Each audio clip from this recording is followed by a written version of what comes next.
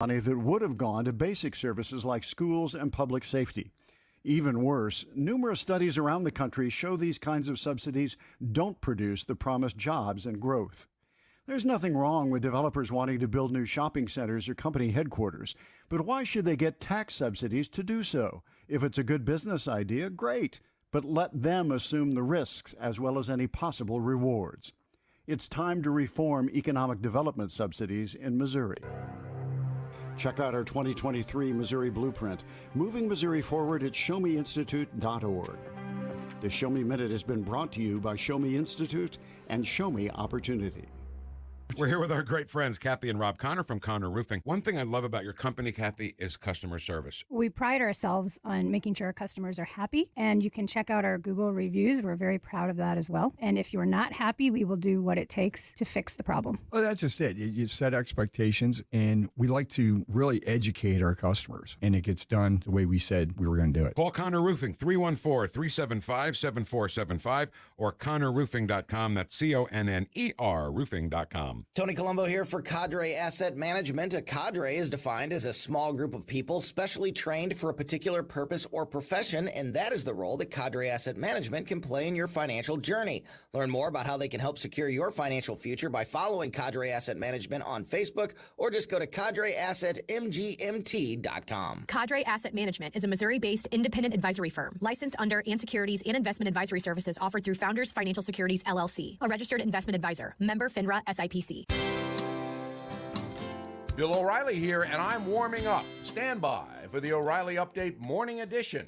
But first, if you thought booking your timeshare was difficult before, you know it's almost impossible now. For more than a decade, Lone Star Transfer has helped thousands of owners legally and permanently get out of their never-ending timeshare fees. Lone Star Transfer guarantees the release of all liability to your timeshare in writing and in a specific time frame. For free, no-obligation consultation, please call 855-551-7066 or go to LoneStarTransfer.com. On this Tuesday, a political war has broken out in America, an almost unique historical situation. Obviously, the Civil War was a traditional violent conflict, so the national division over the Vietnam War comes closest to what we have now. Both sides are adamant their opponents are corrupt and destructive. The Trump support cadres believe the former president is the victim of a dishonest justice system and media. The anti-Trump legions think the former president is corrupt and has been destructive to the country. There is no détente possible with these two positions. They are entrenched, and because there is no reliable messenger for the truth any longer, they will remain in stone. The difference now from the Vietnam days is that a substantial number of Americans are solidly apathetic. With a dreaded draft in place back in the 1960s, ignoring politics was difficult. Today, it's easy with all the high-tech addiction. Millions of Americans live in trivial bubbles where harsh realities are blocked with the swipe of a thumb. The 2024 presidential vote will be a major turning point for this country, but getting there promises to be civically painful. The divided states of America are not going to forge compromise anytime soon, and a major portion of the population doesn't even want compromise. Back after this. If you own a vehicle with less than 200,000 miles, listen up. CarShield is a low-cost monthly vehicle protection plan now available to you. This protection plan is at an all-time low price. Please call 800-925-7584 for a free quote. Drivers who activate today will also receive free roadside assistance and towing at no additional cost. That is 800-925-7584 right now. That is the Morning O'Reilly Update. More analysis later on. From the Michaels Flooring Outlet Weather Center. I'm First Alert 4 Chief Meteorologist Steve Templeton with your latest forecast. Exceptional humidity continues tonight, and that should help lead to some patchy fog again on Tuesday morning. A very warm low of 81. Then any fog and clouds break up, turning hot and partly cloudy, 98 for the high, but a heat index of around 110 to 117, so very humid day. And then Wednesday, another dangerously hot and humid day, a high of 102, which would tie the record from 1947. Partly cloudy, hot and dry for Wednesday. That's the latest First Alert forecast. I'm Chief Meteorologist Steve Templeton. When you've got something to say, be heard loud and clear. If they'll just do what they were voted in to do. This party needs to get a backbone. They need to get some spine. Join the conversation. St. Louis's place to talk. The Democrats and the Republicans can give us all the lip service they want, but what they need to do is take action today. 101.9 and 94.1. You have to take a stand sometimes. This is News Talk STL. News, analysis, and opinion.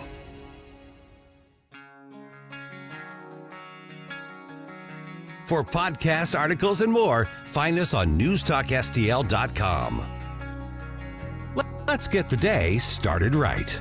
This is Mike Ferguson in the morning on News Talk STL.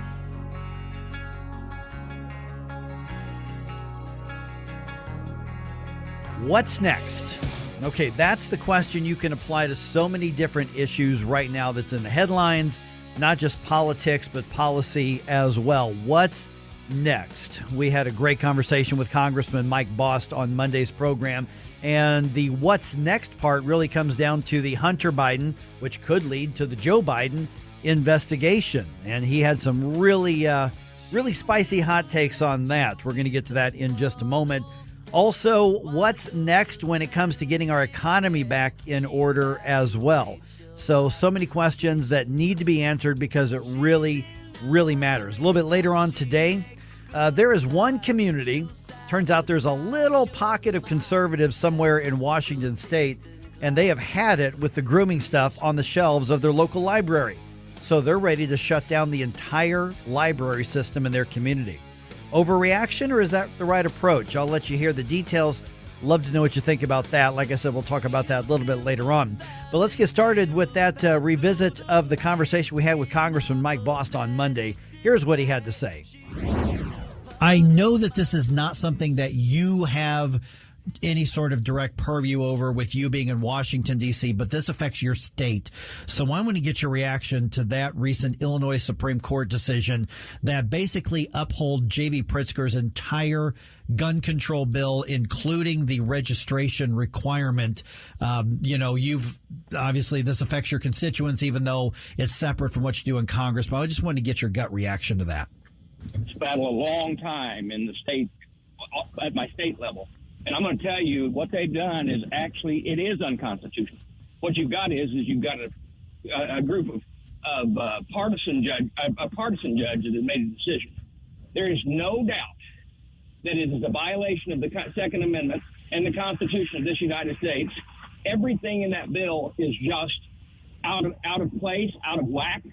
Other states are laughing at the state of Illinois. It is a case where other courts have got to rule on this. They're going to consider. There's other lawsuits, so you know this. That was the one lawsuit that I think there was a group really didn't want to go after that because they were afraid of this result. They want to go after the real effect of the bill.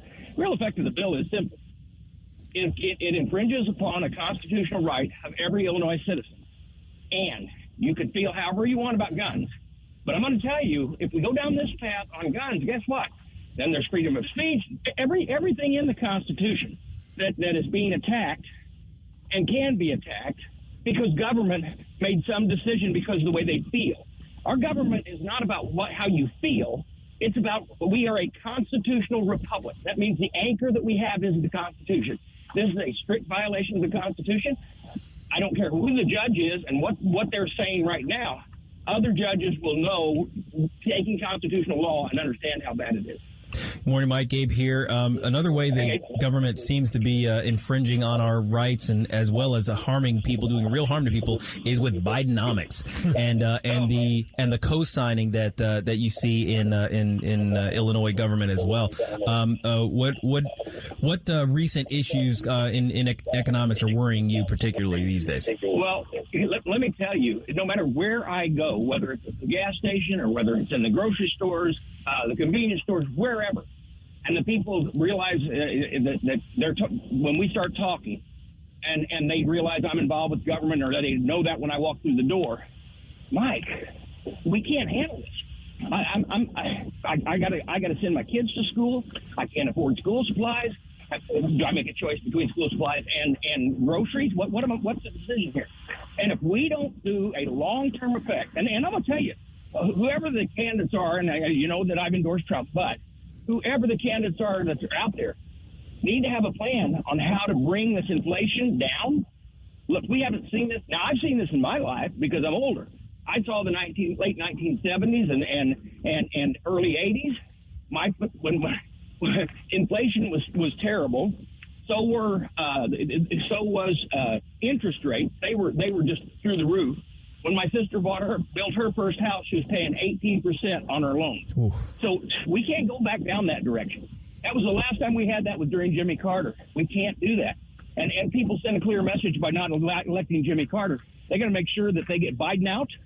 We do the things we need to do, which is stimulate job growth, get people back to work, make the investments where we need to, let the Fed do its job based on the fact that we need to make sure that interest rates are held low so that the people can make sure that they can afford and this nation can continue to grow at the way we need to grow it. Congressman, President Biden and the White House are trying to lean in and own this, saying, look, inflation's not as high as it was 6 months ago or 8 months ago.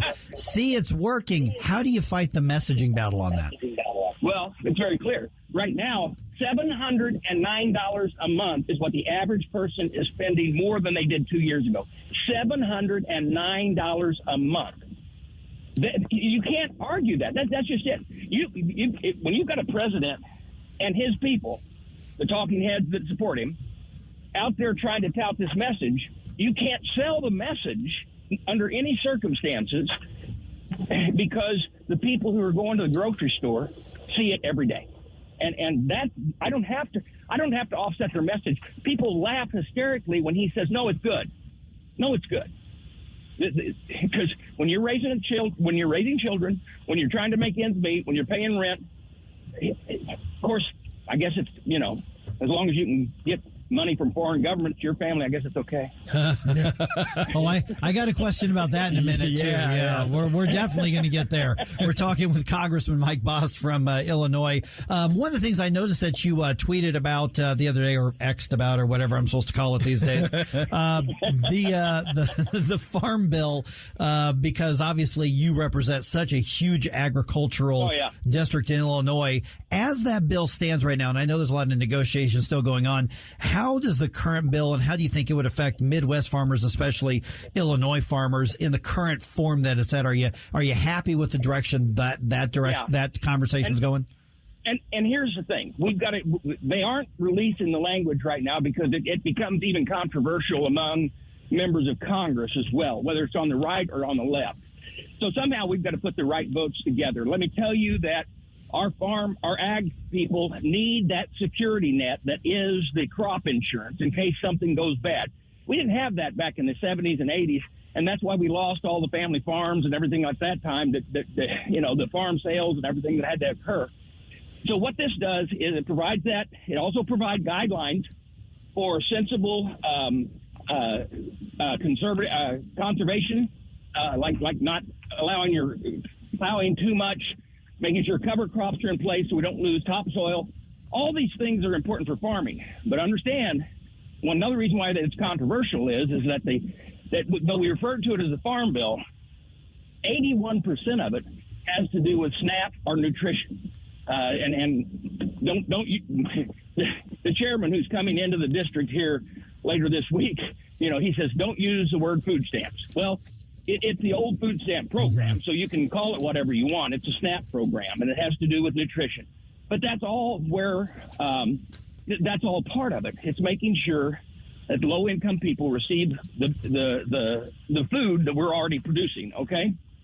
The real issue there, though, is that, remember, the president made a deal with Kevin McCarthy on the debt increase that we would put work requirements in there. Now, here's the important part that we have to be working on.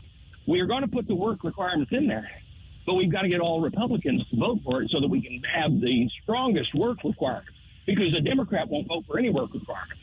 And if we can't move that to the president's desk, he doesn't have to sign it. So there's where the argument's going to lie. And we got to make sure that our conservatives stay together. It's a hard job, but like I said, I got the chairman of the Ag Committee coming into the district, hopefully to preach that message to my people. He needs to be preaching it to everybody, and what we all do, that we want the Farm Bill passed, but we want to make sure that it has work requirements in it. Could that be, and we're heading into an election, I'm worried about getting hammered by the media in some certain districts type of thing with some Republicans? Well, let me tell you why a work requirement is not a bad thing. Here's why. So what it says is if you're between the ages of 18 and 55 years old, you are not mentally or physically disabled, you do not have a child under 6, or you're not pregnant, then you're required to seek out work 20 hours a week or find work for 20 hours a week. And even if you do find work but you're not qualified for, we will provide you with the education to get you to the point you can be qualified for that particular job. So who can complain with that? I can defend that in any district. Now, does that include gig type work like Uber or things like that?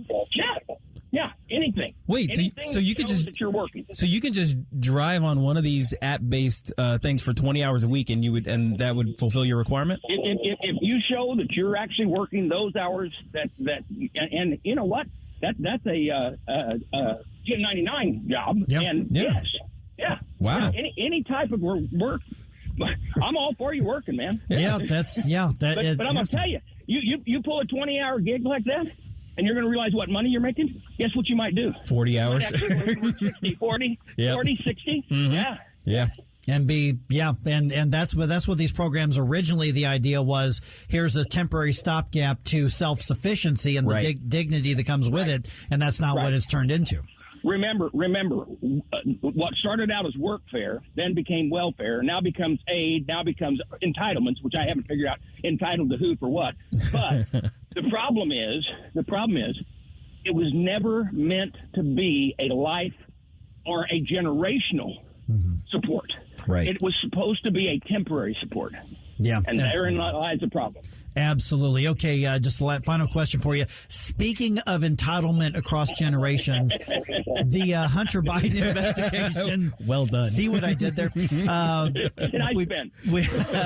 had a little bit of a lull in the headlines on this, I know, while still the judges in Delaware are trying to work out the plea deal.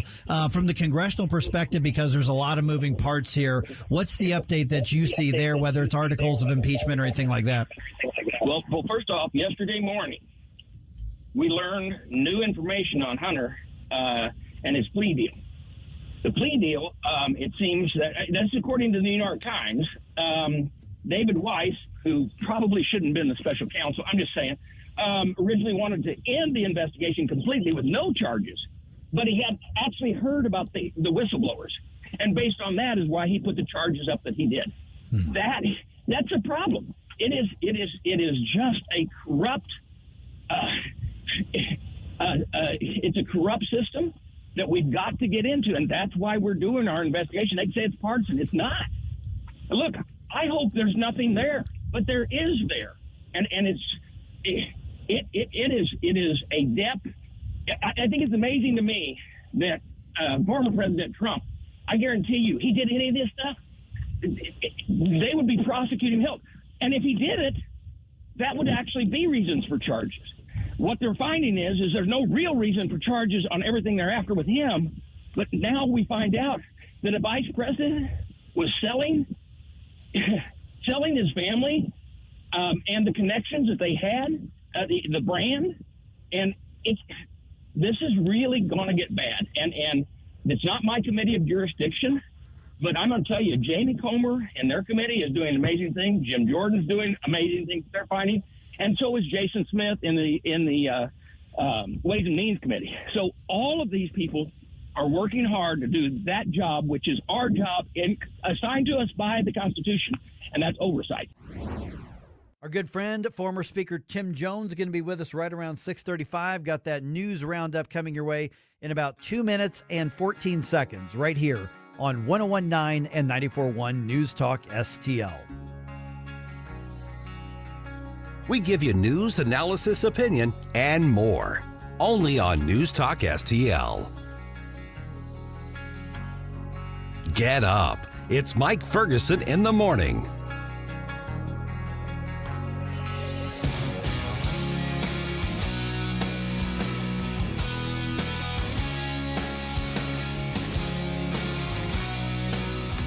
And talk. It's bad for everyday Americans who ask the question, can I trust the DOJ? That matters to St. Louis. The answer is emphatically no. 101.9 and 94.1. It is a total corruption. We need to get ruthless. News Talk STL.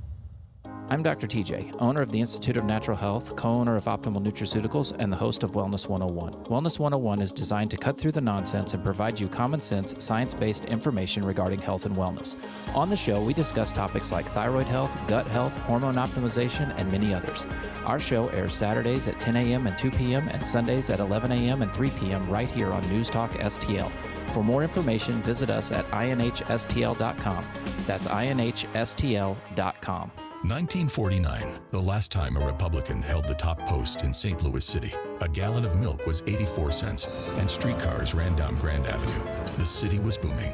Unfortunately, St. Louis city streets are no longer the epicenter of family and business life. In the 80 years of Democrat control, our city has been on a steady decline. St. Louis City Republicans believe it is our duty to provide a different path forward. Learn more at stlouisrepublicans.com. Paid for by St. Louis City Republican Pat Curtis, Farber Treasurer. What if the music stopped? If the familiar voices were silenced? If there were no breaking news updates? What if your companion and connection to your community came with a monthly fee?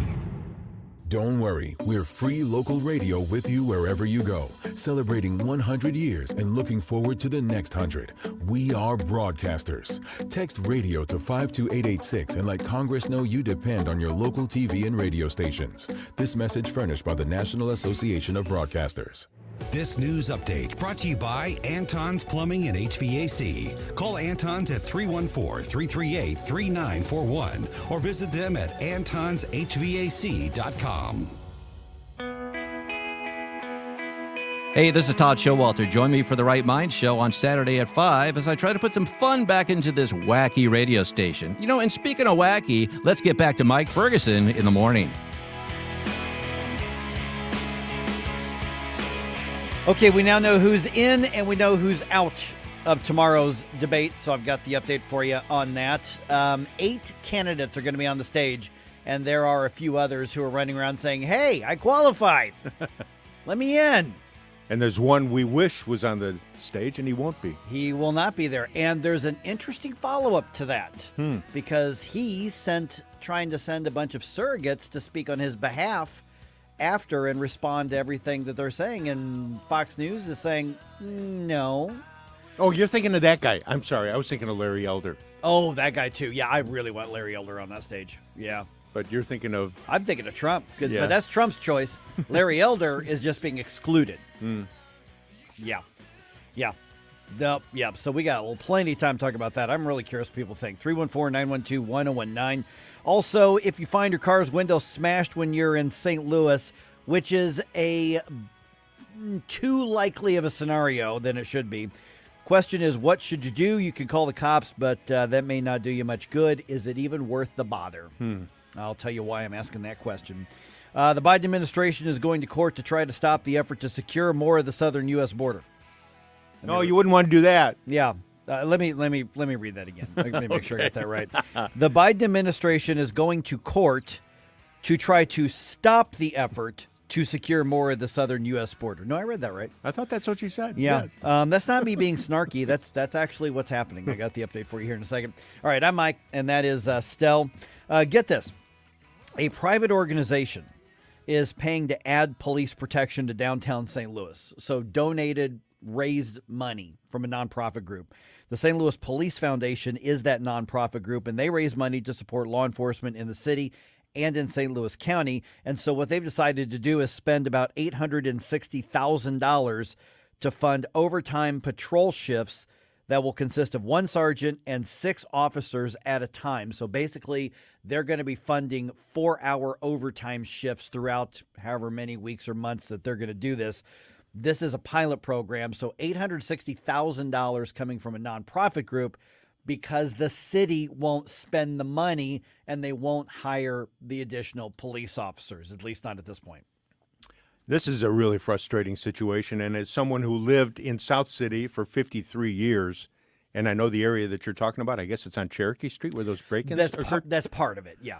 Man, this is really irritating and frustrating. Yeah, that is part of the area that's going to be. It's going to be like the whole downtown area and right around it as well. So my guess is they'll probably get covered under like kind of rotating patrolling. But yeah, and then the car break-in thing. Oh, this might really infuriate you. It's not unique to St. Louis City. No, not at all. But it is something that I think taxpayers are here going, what? Mm-hmm. You mean you're not even going to bother to show up? Mm. And honestly, the news of that reminded me, you know what? I'm actually turning down an event that's coming to downtown St. Louis because I was tempted to go back on my rule and go to downtown to see a concert, and I'm just not going to do it at this point. Okay, this is going to be all over the news tomorrow more than anything else. Donald Trump's bond has – no, I'm sorry, not tomorrow, Thursday. Be more on Thursday. Donald Trump's bond has been set at $200,000 in the Georgia election interference accusation case. Here's the story from Town Hall. Terms have been set for the former president's surrender this week on election interference charges in Georgia. Under the bond agreement, Trump is not allowed to communicate with witnesses or co-defendants about the case. Authorities are also prohibiting him from direct or indirect threats, including in posts on social media. Trump and 18 others who were indicted must surrender at the Fulton County Jail in Atlanta by noon on Friday. Greg Clugston, Washington. And Trump says he's going to be there tomorrow and do the formal processing thing. Welcome to the Banana Republic, from my perspective. Well, this is nuts. If nothing else, he's like really experienced and good at this by now. Well, yeah, he's getting the hang of it. This is his 4th time he's gone through this. So he knows what to do. He'll probably be in and out like that because he knows the system here. Okay, get this. The Justice Department heads to federal court in Texas today to challenge the state's use of water buoys to secure the border between Texas and Mexico. So alongside other Republican governors who are supporting the border policies that Texas is putting into place and states that have been sending troops to the border from the National Guard, Texas Governor Greg Abbott says the problems at the southern border are being acknowledged even outside of the U.S. The rest of the world is seeing what's going on. The United Nations, an agency of it, declared the border between the United States and Mexico as the deadliest land border in the entire world. Joe Biden is responsible for that deadly border. Yeah, the Biden administration is condemning the policy, saying it is inhumane to secure the border and stop people from trying to swim through the Rio Grande where they could drown. This is insanity. Yeah. More insanity. Yeah. Oh, yeah. That's a good word. My goodness. Literally, it's stopping people from even trying, and they're saying that that's inhumane. It's unreal. So federal court, that's going to happen in Texas. I think what the strategy they're going to try to use is saying, hey, this is a federal issue. States don't have the rights to do that. Well, they might actually win that in court, but we'll see what happens a little bit later on today. All right. The Cardinals played a baseball game in Pittsburgh last night. It did not go well for the Redbirds. They'll try again tonight. First pitch is at 6:05. And Stell, that's all I'm going to say about that. You avoided the final score. Yes, I did. Yes, I did. Okay. It's too early in the morning to use language like that. Let's cut a deal at Seidenstricker Nobe Partners. Save up to $5,000 on a select John Deere compact tractor package with our exclusive 10-year warranty. And to make things better, we're offering 0% financing for 60 months with zero down. Get your John Deere equipment by shopping online or visiting us at any of our 28 locations. Let's cut a deal now at Seidenstricker Nobe, snpartners.com. Offer valid through 9/30/2023. Some restrictions apply. See dealer for details.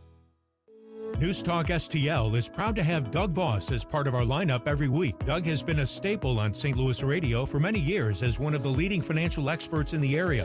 You can hear Doug and Safe Money Radio 3 times every weekend on Newstalk STL. And in case you miss anything, you can check it all out at DougVossSafeMoneyRadio.com. What else do our listeners need to know, Doug? Simply put, I focus on helping pre-retirees and retirees build, preserve, and protect retirement assets, and I've been helping my clients solve their insurance and financial needs for the past 33 years. I also strive to educate my clients on how to prepare for retirement, minimize the impact of market volatility on their assets, and deal with the challenges of increased longevity. Call me today at 844-676-SAFE. That's 844-676-7233.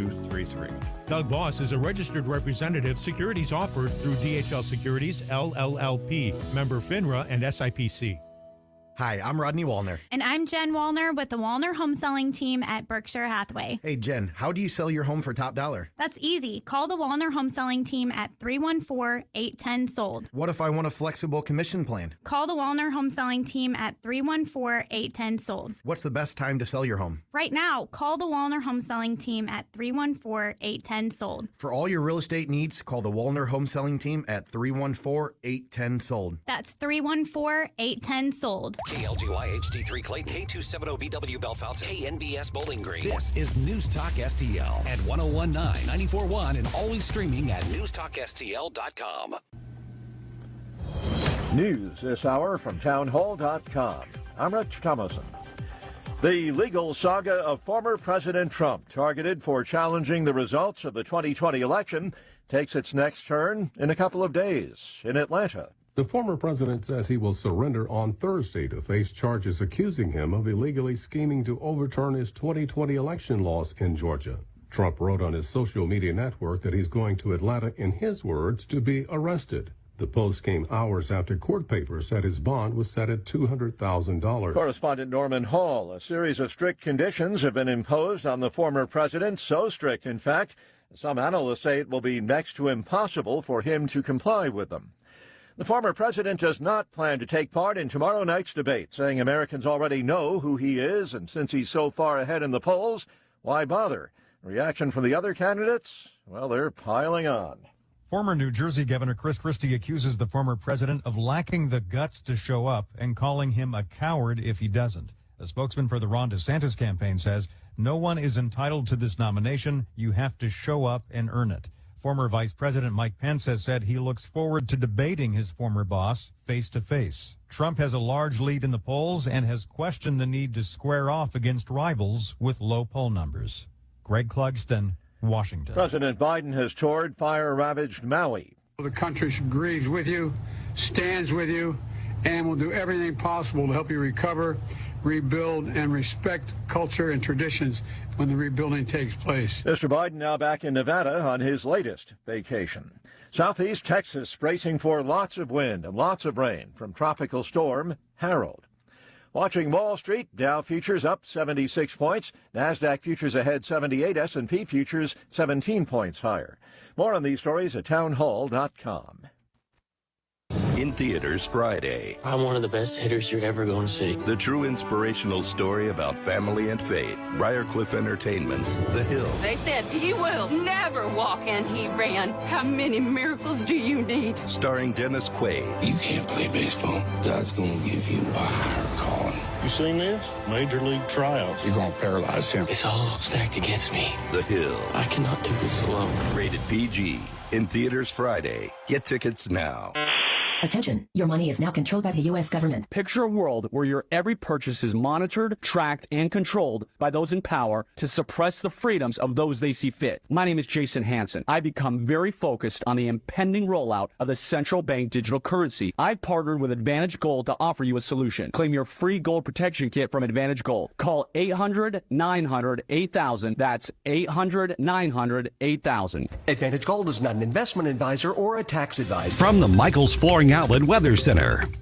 I'm First Alert 4 Chief Meteorologist Steve Templeton with your latest forecast. Exceptional humidity continues tonight, and that should help lead to some patchy fog again on Tuesday morning. A very warm low of 81. Then any fog and clouds break up, turning hot and partly cloudy, 98 for the high, but a heat index of around 110 to 117, so very humid day.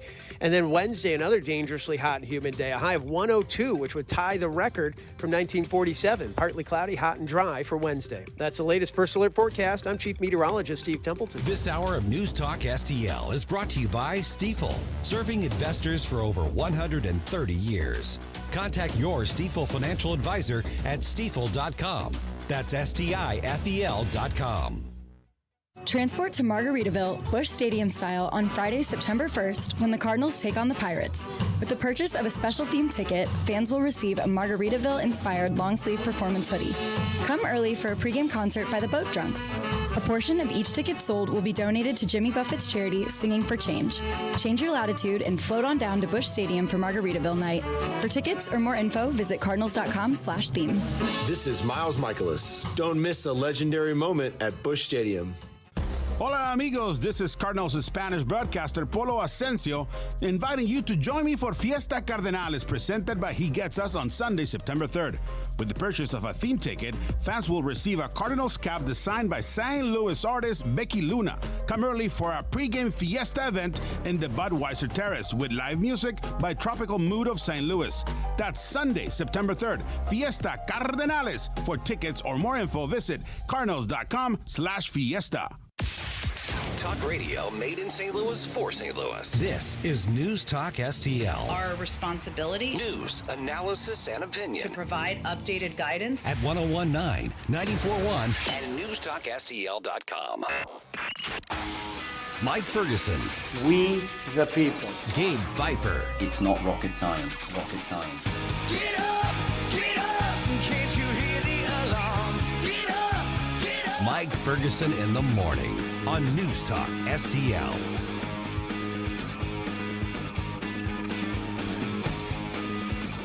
All right, people, here we go. Yeah. The first debate lineup is set. Going to tell you who's in, going to tell you who's out. It's coming. All right. So you got the batting order? Got the batting order, yeah. Talking my language.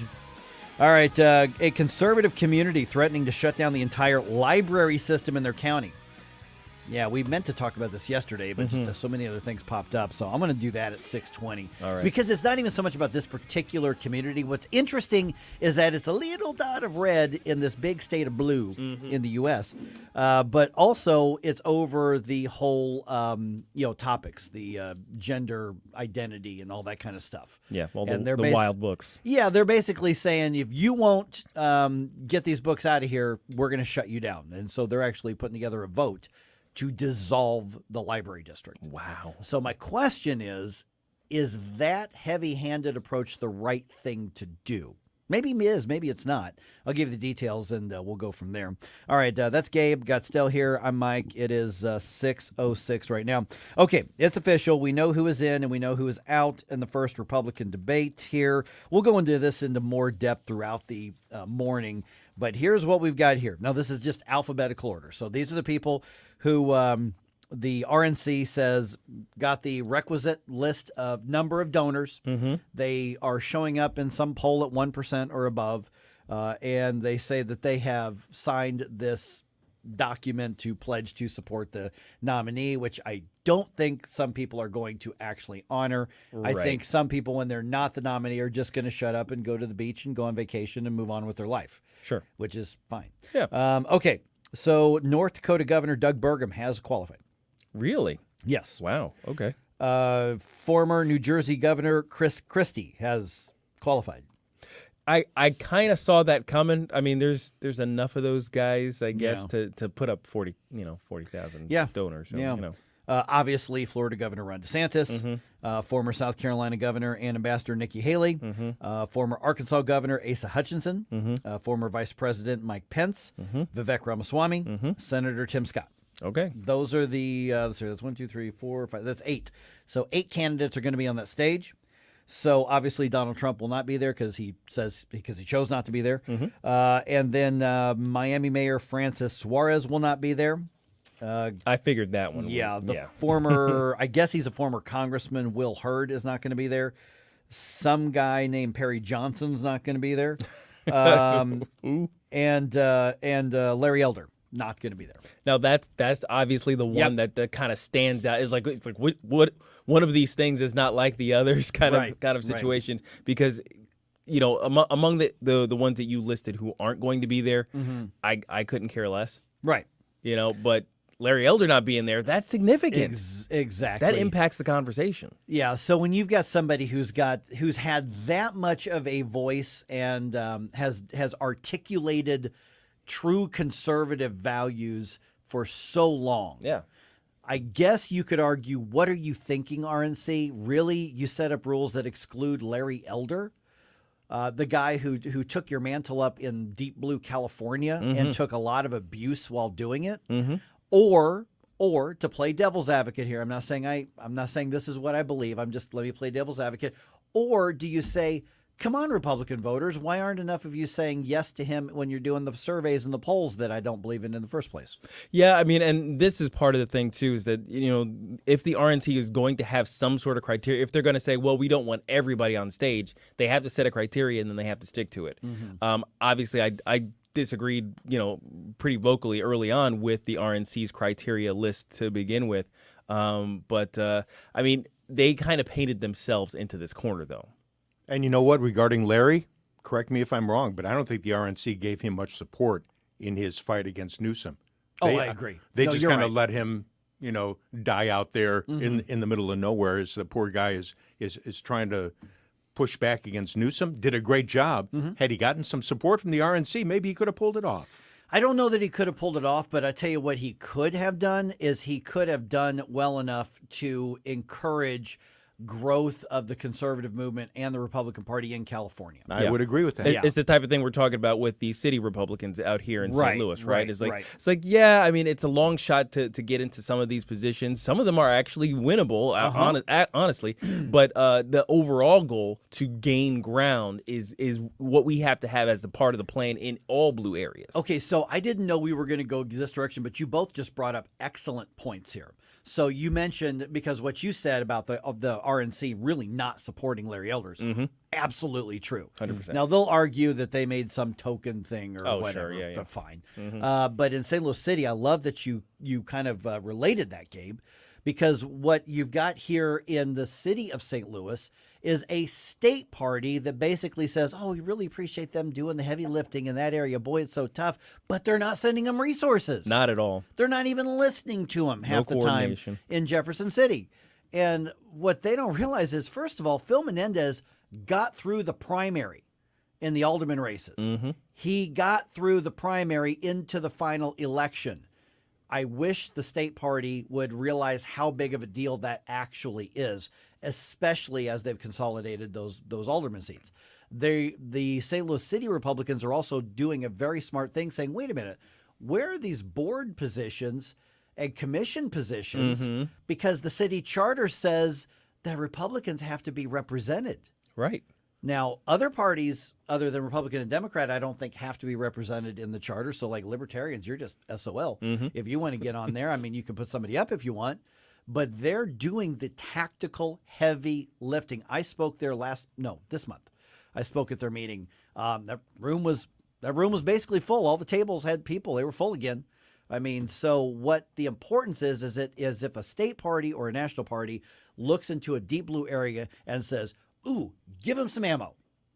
Give them some support. What happens is they network and find other conservatives or Republicans in St. Louis City. You're probably going to find Republicans who aren't that conservative. But you drive up vote totals in the city, you're also driving up vote totals for your statewide candidates. Absolutely. And those are the type of things that drive turnout. And Republicans in pretty much every race, above state level, even down below, we struggle in the turnout battle with the Democrats. They for some reason they know how to get out the vote. They have community organizers. We kind of laugh at the term because it is kind of a laughable term, but we need actual people to do groundwork in the way that the community organizers on the Democrat side do. Yeah. So that's that's how you connect the dots. Yeah, That's how you connect the dots. And you see it in the national level, basically. It's basically the same thing. What we're talking about here with the debate stage is that they're not doing the groundwork. They're not really paying attention to these areas where you actually could make an inroads. Right. Well, but there's some kid with a master's degree in poli-sci who knows better than all of us, right? Oh, yeah. Okay, so real quick here, because at around 6:20, I'm going to talk about this library thing. Because the pushback against the actual books in question, I'm not questioning that, but I want to know if we think they might be going too far in dissolving the entire system. So we'll talk about that. But get this, St. Louis police, and I found this on Fox 2, if your car gets smashed in, okay, you go out to eat, go to a Cardinals game, go to a concert, whatever, and you come back and your car is smashed, or you just live in St. Louis City and your car is smashed, and you call the cops, they're going to say, okay, give us details. We'll take the report. Thanks. Have a nice day. Man. They're not coming out. Yeah. They're not coming out to take pictures, gather evidence. They're not going to try to find who did this to your car, but they'll give you a written report if you need it for your insurance or something like that. And this isn't unique to the city. This actually happened in Brentwood. 3-4 years ago, my daughter's car had her catalytic converter ripped off in a parking garage. And she called in, and they're like, okay, give us the details. All right, if you need a written report, let us know. And they wouldn't even come out. But with St. Louis City, this is now public knowledge. So here's the question I've got is, are we basically letting the criminals know it is open season on parked cars because we're not even going to try to find you? Oh, absolutely. All of these things send a message to the criminal element. And you know, I don't know why people think that they're dumb and they're not paying attention and all these other things. You know, there's a reason why they keep doing this. There's a reason why they target the areas that they do, is because they know that there's a lower chance of them getting caught and getting catching charges, as they say. So if you broadcast the fact that that's going to be the case, of course. Now it's open season. Absolutely. Yeah. And I actually, when I saw that story, because a buddy of mine he got a real good deal on some tickets to see the Guns N' Roses concert at Busch Stadium coming up next month. And I mean, I've seen Guns N' Roses a couple of times, love me some GNR, you know that. And I read that story this morning. I'm like, because I told him, like, yeah, I'm not sure. I don't know. And then I went, oh, that's why I don't go downtown at night. So I'm going to pass. Yeah. I don't go to Cardinals games at night. I'll go to the day games, but I'm not going to go at night. I haven't been to a night because I've seen some great concerts at Stiefel, and I've seen a couple at the Dome, but even like the Battlehawks games, I go to the daytime one, but I just I don't think I'm going to go at night anymore, so I'm going to pass that up, I think. Speaking of Stiefel, I saw Bob Dylan's coming in December. That was the first thought that crossed my mind. Yeah. I think it's December 4th. And I realized, no, I'm not going to do it. Yeah. I'm not going to do that either because I don't know why anybody would want to sit there and listen to Bob Dylan. Now, he's an acquired taste. Yeah, I have an acquired. Now, to read his lyrics, sure, he's a poet, but why anybody for 2 hours? I don't understand. But I'm. Hey, welcome to the jungle. But you get where I'm coming from. I do. Let's see what you did there. You see what I did. Okay. Nifty tie-in. A library system could be dissolved by voters over the gender ideology and LGBTQ, et cetera, book controversy. I'll tell you what's going on. You tell me if the conservatives are in the right here. Let's talk about that around 6:20 here on 101.9 94.1 News Talk STL. Like and subscribe to us on Rumble. News Talk STL. Get up. It's Mike Ferguson in the morning.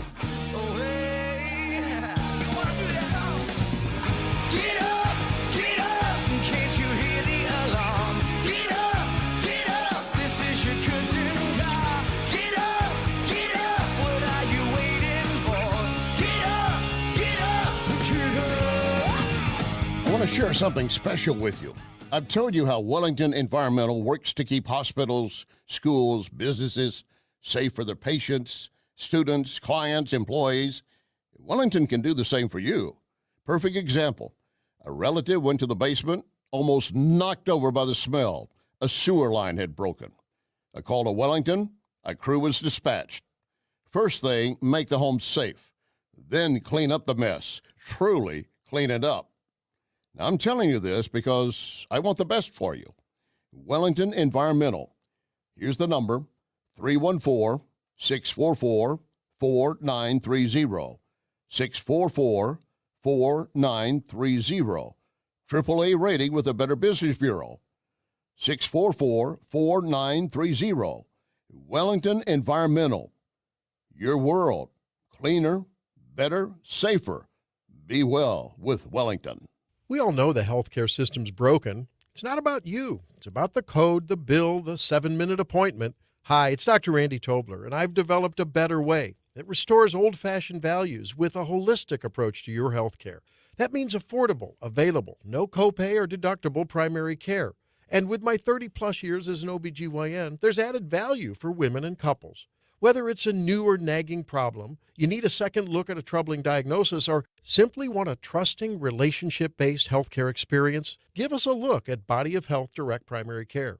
Our mission is to provide exceptional, accessible, and truly affordable care where the focus is on you, not insurance denial and cookbook medicine experts. And with your membership, there's a number of perks, including hundreds of free meds, in-office ultrasound, common diagnostic tests, and more. Interested in seeing me or learning more about healthcare the way it ought to be? Schedule an appointment or a discovery call at bodyofhealth.com. That's bodyofhealth.com. Now, the Onder Prescription with Dr. Bob Onder. I'm Dr. Bob Onder. Last week, the mainstream media were breathless about a new variant of COVID.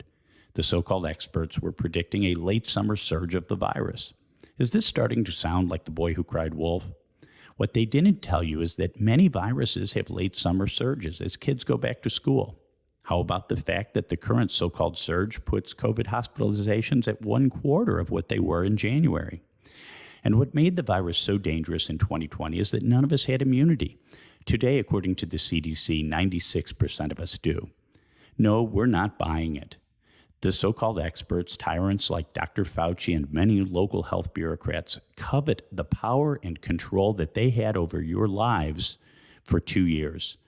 Their reign of COVID terror was devastating to our economy, our children, their education, and our freedoms.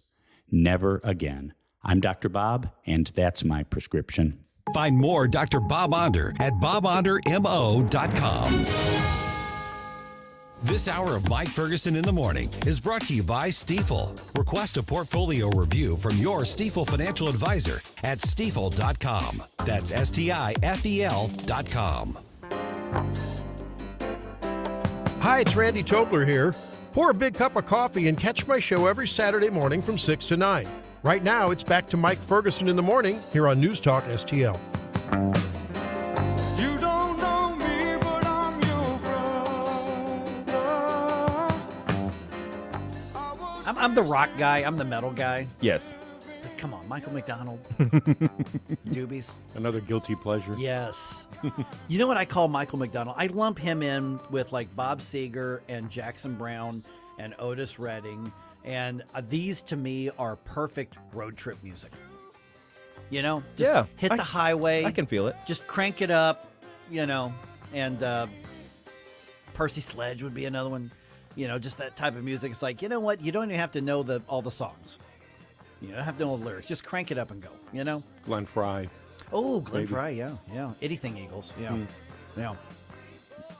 I saw the Doobie Brothers. Now, unfortunately, Michael McDonald was not with them. But that was, 7-8 years ago, something like that. They opened for Journey. I think Kathy and I saw them opening, believe it or not, for Hall & Oates. Oh, this was years ago. Oh, okay, yeah. That's a great line. Hey, Hall & Oates is another guilty pleasure, man. I my boss Jeff and I debated this a little bit. I said, hey, you just can't find a bad Hall & Oates song. He argued that there were a couple. Well, it's kind of the same with the Doobie Brothers. I think the majority of their tunes are very good. Well, here's what because I like the Doobie Brothers, like everybody else, and you'd start the show because you go there because you want to see Journey. And then Doobie Brothers came out and started playing a song. Oh, yeah, I remember that song. That's great. And then they played, oh, I love that song. Oh, my God. And before the end, you're like, I guess I really do like the I guess I forgot about all these songs. Yeah, that's right. All right, 6:23 now. I'm Mike. I got Gabe here. Got Still here. Okay, check this out. In Washington State, the Columbia County Rural Library District, which is in and around a little town called Dayton, Washington, is looks like they're gearing up for a vote on whether to preserve or dissolve the entire library district, the entire layer of government, the whole thing, the whole governmental library district here. And this goes back to the same argument that we've been hearing for years over, basically the grooming books. Mm-hmm. Okay, so I found this on Fox Digital. By the way, if this happens, then it would be apparently the first time in the country's history that a library system or a library, I guess, government entity, would be dissolved by taxpayers, by voters, over a book. Now, there have been others that have just gone out of business because they don't have the funding or whatever. Sure. But as a punishment for the way they operate. So I'm looking at this article, and what happened is a number of people started objecting to some of the books that were on the shelves, and the fact that they weren't basically being removed and sequestered off into some other areas. And one of the examples given, and by the way, you think state of Washington, they're liberal. I'm surprised they're not handing a How to Be Trans pamphlet to parents when newborns are born. Yeah, when they walk in. In the state of Washington. Yeah. But this particular county voted 70% Republican in the presidential race in 2020. Okay. All right. So you've got a little red dot. In a big blue sea. Mm-hmm. Okay. My That's just to goodness. give you some perspective here. Yes. So, for instance, I'm looking at the story. One of the examples, let me just read the article here. The battle over books began last summer after a patron objected to seeing What's the Tea? The Guide to All Things Trans and or Non-Binary, which was in the Dayton Memorial Library. This is listed as a nonfiction book. The nonfiction book, geared towards teens ages 14 and up, details numerous sex acts. No. Okay. That's a big gigantic no. Do not put that in there. Right. So people were obviously objecting to that. And of all of the books that people have objected to, almost all of them have been preserved in the collection by the library. Okay. The response here, the library's interim director, because the previous director is like, I'm not dealing with this, and quit and walked off. Ellen Brigham is quoted by Fox News as saying this: libraries have to walk a fine line between censorship and selection when curating a collection that meets the needs of their entire community and everyone in it. Dissolving the library would mean completely eliminating a wide variety of resources used by Columbia County citizens every day. And so people who want to basically put this on the ballot have submitted enough signatures to put this up for a vote in November on this. So the library's previous director resigned last month, citing the stress from the controversy. So the interim director, Ellen Brigham, decided to move the whole young adult nonfiction section to the adult nonfiction section, and sexual education books, which could mean a whole lot of different things to liberals in the library system, have been further separated, moved to the parenting collection. Okay. So they have moved the books away from the kids section. From the kids section. Okay. Now, that doesn't necessarily mean the kids can't go get them, but they got to go to an adult section to get them. Okay? Yeah. So minor change. Yeah, exactly. So, but they're acknowledging that, okay, this isn't kid material, or they're acknowledging that there's enough anger about it. So here's the question that I've got, Gabe. Yeah. Is you've got a library system, and libraries have become basically left of center on anything. Now, that probably stems back historically from their position of free speech absolutist. Right. In the old ACLU style. Sure. Back when ACLU used to be worth something. Yes. And the libraries really held the ground saying, no, we are going to stock bad books. We're going to stock hateful books. You know, we're going to have Mein Kampf. You know, we're going to have Anton LaVey's Satanic Bible. We're going to have the Bible. We're going to have something by, I don't know, R.C. Sproul, or C.S. Lewis or whatever. Salman Rushdie. Salman Rushdie, yeah. So we're just going to put it all out there, and then you decide what you want to read, and you don't. I respect that. Yes. So what you got here, parents saying, but we've gone too far. You literally have a how-to guide for 14-year-olds on how to be confused with gender and how to have sex with that dysphoria. Right. Okay, so where's the line? And I think the line is kids, and that's what we've been seeing, where the primary locations of all the pushback. It's always like, okay, well, you know what, 18 and up, you guys do what you want. Yeah. Below that, now the parents need to be more involved. Now the parents need to be giving our permissions for things. People used to, check IDs at the door at the movie theater to go into rated R movies, right? That's right. Remember that? Yeah, that's right. That did used to happen. That used to happen. It's like you'd see this, the little kid who's about 4 feet tall trying to get into a Freddy Krueger movie. Right. The person behind the counter is like, "Where's your parents, kid?" Yeah. You know what I mean? Or you'd have the one who tried to get an older cousin or somebody, to can you sneak me into the. Remember, we used to actually pay attention to all these warnings for kids because we recognize that kids are impressionable. They're relatively delicate in the grand scheme of things in terms of their mental and emotional capacities and state. So we're not trusting them with making these certain decisions that can affect their psyche, that can affect just their minds and bodies in this case when we're talking about trans stuff. So the free speech argument is great. It's grand. I love it.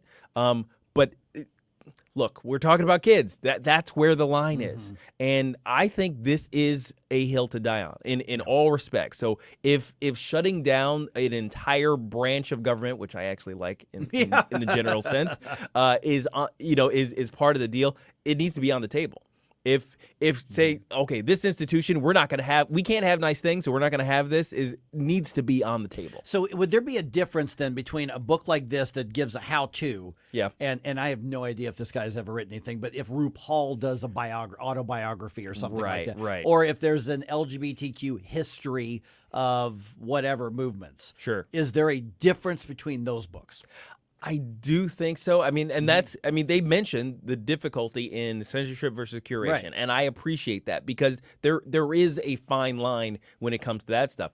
RuPaul's autobiography could essentially have the same contents as the how-to book. It's just, in terms of I did, and here's how this happened kind of situation. And a kid could be, depending on the rules of the library, maybe the kid needs permission to get the how-to book, but doesn't need permission to get the autobiography. I can see that kind of thing happening. But isn't that why we pay directors? Right. You know what I mean? It's like this is our community's position on these things. Please place your rules, curate your books in such a manner as to adhere to our community standards. So, Stell, are the conservatives risking going too far and being too heavy-handed on this? Because I want to be the first ones to caution our own side if we go too far. I'm not sure that they are going too far, but what do you think? Oh, I think very possibly they could be going too far. I think so. Now, keep in mind, I would vote to close down a library district just to close down a library district because I don't think we need libraries anymore. I think they're a waste of money for the most part. I think all those needs that they meet for people who can't do this stuff, I think are met in other areas. Basically, now that community centers are a normal thing, but for this right here.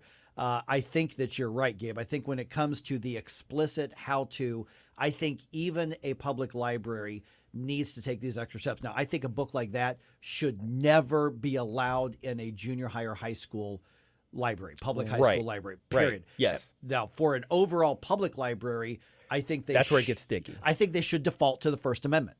Again, I think that books that I absolutely hate should be allowed in there. I also think that you do draw a line somewhere.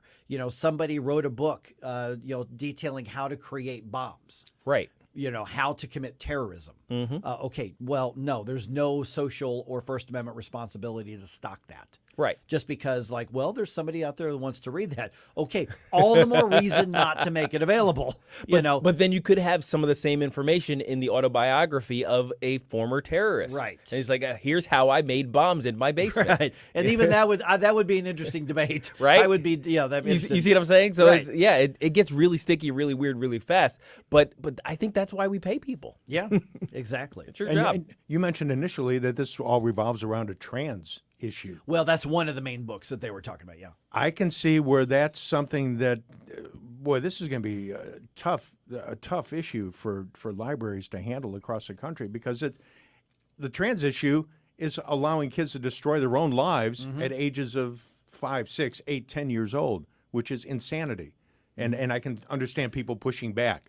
But and yet you want the free speech issue to be dominant in this situation. Yeah. So, boy, that's a tough one. Here's what's unfortunate is my guess is for the vast majority of people who work in the library system, it's not a tough issue for them because they want that stuff in front of kids. Mm-hmm. Yeah. I really think that. Sure. I think that's why they're like, well, yeah, put it out there.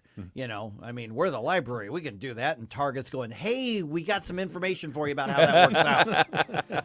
All right, just ahead here. Man, a lot going on. Let's talk to our good friend, the speaker, Mr. Speaker himself, Tim Jones, going to be with us at 6:35. Let's talk debate. Let's talk Biden. Let's talk, we got a lot to cover and get a little preview of what's coming up here on the Chris Arps and Tim Jones show this afternoon right here on 101.9, 94.1 News Talk STL. This is News Talk STL at 101.9, 94.1, 99.1 HD3 and newstalkstl.com. Get up. It's Mike Ferguson in the morning.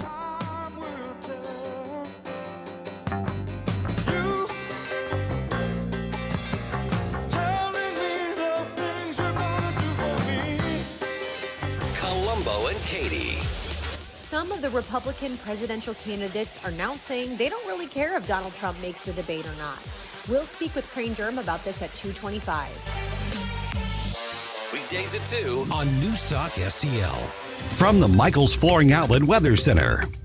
I'm First Alert 4 Chief Meteorologist Steve Templeton with your latest forecast. Exceptional humidity continues tonight, and that should help lead to some patchy fog again on Tuesday morning. A very warm low of 81. Then any fog and clouds break up, turning hot and partly cloudy, 98 for the high, but a heat index of around 110 to 117, so very humid day. And then Wednesday, another dangerously hot and humid day, a high of 102, which would tie the record from 1947. Partly cloudy, hot and dry for Wednesday. That's the latest First Alert forecast. I'm Chief Meteorologist Steve Templeton. Welcome home to St. Louis's new choice for conservative talk. Democrats do what they do. We choose truth over facts. News, analysis, and opinion. The economic policies of the Biden administration literally have turned the American dream into a pipe dream. The Department of Justice is independent. That is what the president believes. He believes that this White House will not politicize the Department of Justice. 101.9 and 94.1. We have laws and we're not enforcing them. I could not agree more. News Talk STL.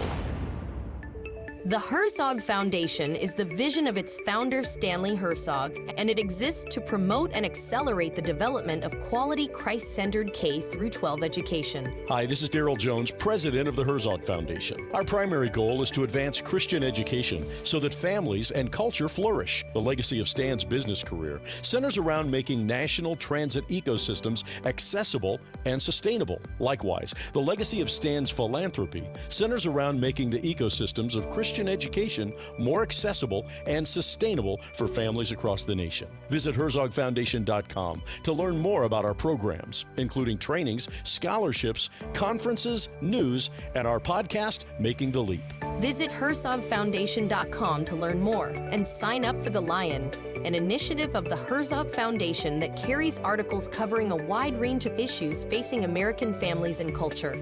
HerzogFoundation.com.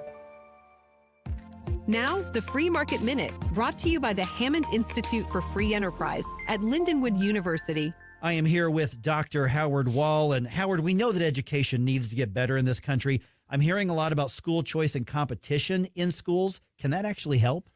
Well, imagine if supermarkets were organized like public schools. Money would go straight from the government to your assigned store, and they would choose your food for you and provide you with the same bag that everybody else gets. The bags at some very rich supermarkets might be full of gourmet food, but, a lot of us would end up with bags of government mac and cheese. If we wouldn't be happy with the food from these imaginary supermarkets, it's no surprise that, we're unhappy with what we get from our actual school system. The John W. Hammond Institute for Free Enterprise at Lindenwood University fosters and examines market-oriented approaches to economic and social issues. To learn more, visit hammondinstitute.org. Hey, it's Katie, reminding you to subscribe to our show podcast so you never miss anything that happens here at News Talk STL. Get our podcasts every day on the show pages at newstalkstl.com, or just subscribe to your favorite shows on Spotify, Apple, Google, Amazon, or anywhere else you get your podcasts. Bill O'Reilly here. Check out the O'Reilly Update this afternoon at 3:45. Right now, it's back to Mike Ferguson in the morning on News Talk STL. All right, Trump, his opponents, the big guy, and how about some Missouri elections? Let's cover a lot of ground with Mr. Speaker himself here. Tim Jones joins us. By the way, a big grocery store chain says leave your critter at home. We don't care if it's your emotional support animal. Oh, no. Find out what I'm talking about at 6:50. I'm on the side of the store here. Well, I'm yeah. on the side of the business. Yeah. I mean, obviously. I just don't like the exclusion of cute little furry animals. I know, but you say obviously, and I'm telling you, there's a lot of people that aren't going to see it as obviously. Well, yeah, that's true. Because the critter's got the little vest on and everything, and they're saying, no, not you. All right, 6:50, I'll tell you But there about is a big difference between service animals and emotional support. That's the crux of the whole thing. That's true. Yep. That's true. And that's why a lot of people are mad about this. Mm-hmm. Yeah, because I've had a couple of stories of emotional support animals that were clearly not trained service animals, and I'm surprised more businesses are not like literally kicking your puppy out of the store. Yeah, as in like, no, you can't come in here. This is my emotional support animal. It's but don't eating do the that. stock. It's not the dog's fault. All right, Tim Jones joins us right now. Oh man! All right, Tim. Let me get let me kind of got 3 or 4 things here. Let's do a little bit of a rapid fire. And what I love, in addition to the show that you do here in the afternoon, which is great with Chris Arps, is your experience not just as Speaker of the House of Missouri, but then also you're so involved in campaigns and so many advocacy groups, and you're got your fingers on the pulse, not just in the Midwest, but around the country as well. So first of all, good to talk to you again. Secondly, I mean, how you been? It's been literally like 11 hours since we chatted. So. It really has been. Yeah. So the whole campaign stuff, it's because I have a sickness. I can't get rid of it. It's evil. And by the way, fellas, back in college, we had an emotional support iguana. Oh, really? Nice. We did. Name was Simon, and it was my roommate Jose's. I had a great roommate. We stay in touch to this very day. His name's Jose Benitez, and so he was from Puerto Rico. And Jose and I were roommates because I'm such a racist, But Jose had this iguana, and it was named Simon. And Simon became famous because Jose and I was doing communications. I never did radio until much later in life, but I was always writing and speaking and doing things like that. And Jose and I invented a cartoon called Sweet Agony, Suite, Sweet Agony. Okay. And it was based on our misadventures with our other. We had like a 6-man suite, in our senior year, and it was based on all of our misadventures. And we'd made fun of the administration and all that kind of stuff. I was always kind of an anti-establishment guy, even in my own Republican Party. And so I wish we had kept up with that cartoon and maybe kind of nationalize it, because I think I'd be retired on an island right now and not talking to you guys. Absolutely. Which I wouldn't blame you at all. Okay, Donald Trump to be booked in the Fulton County jail on Thursday. Then he's going to be immediately released. But it looks like they're going to do the picture and the fingerprint and the whole 9 yards on this. He's kind of a pro at arraignments and bookings and things like that. But they're actually having all of the people come in. Now, some of this I understand is procedure when any charges are filed, regardless of the validity of the files or the validity of the charges filed. But how much of a circus do you think this is going to be, and what should Trump do to turn it as much to his advantage, or at least not give the other side the photo op they're looking for? Yeah, so much to unpack here, Mike. So first of all, forget Donald Trump. Not even Elon Musk could buy this much free-earned media, right? I mean, Donald Trump barely needs to campaign. First of all, he was president of the United States, probably one of the most well-known presidents, definitely in the modern age. I mean, the guy's name, if it's possible for your name ID to be over 100%, that would be Donald Trump. Second of all, it'll be a 7-ring circus, Mike, down there in Georgia, because That's what's her face. I can't keep all these prosecutors straight, right? They're coming out of the woodwork. Fani something. Fani Willis. Fani Yes. Willis. So Fani Willis has been how do you know that this is a political persecution, not a prosecution? No matter what you may think about Donald Trump, love him or hate him, Fani Willis has been broadcasting since 2021 that she was going to get Trump. Yeah, okay, that's the equal scales of justice.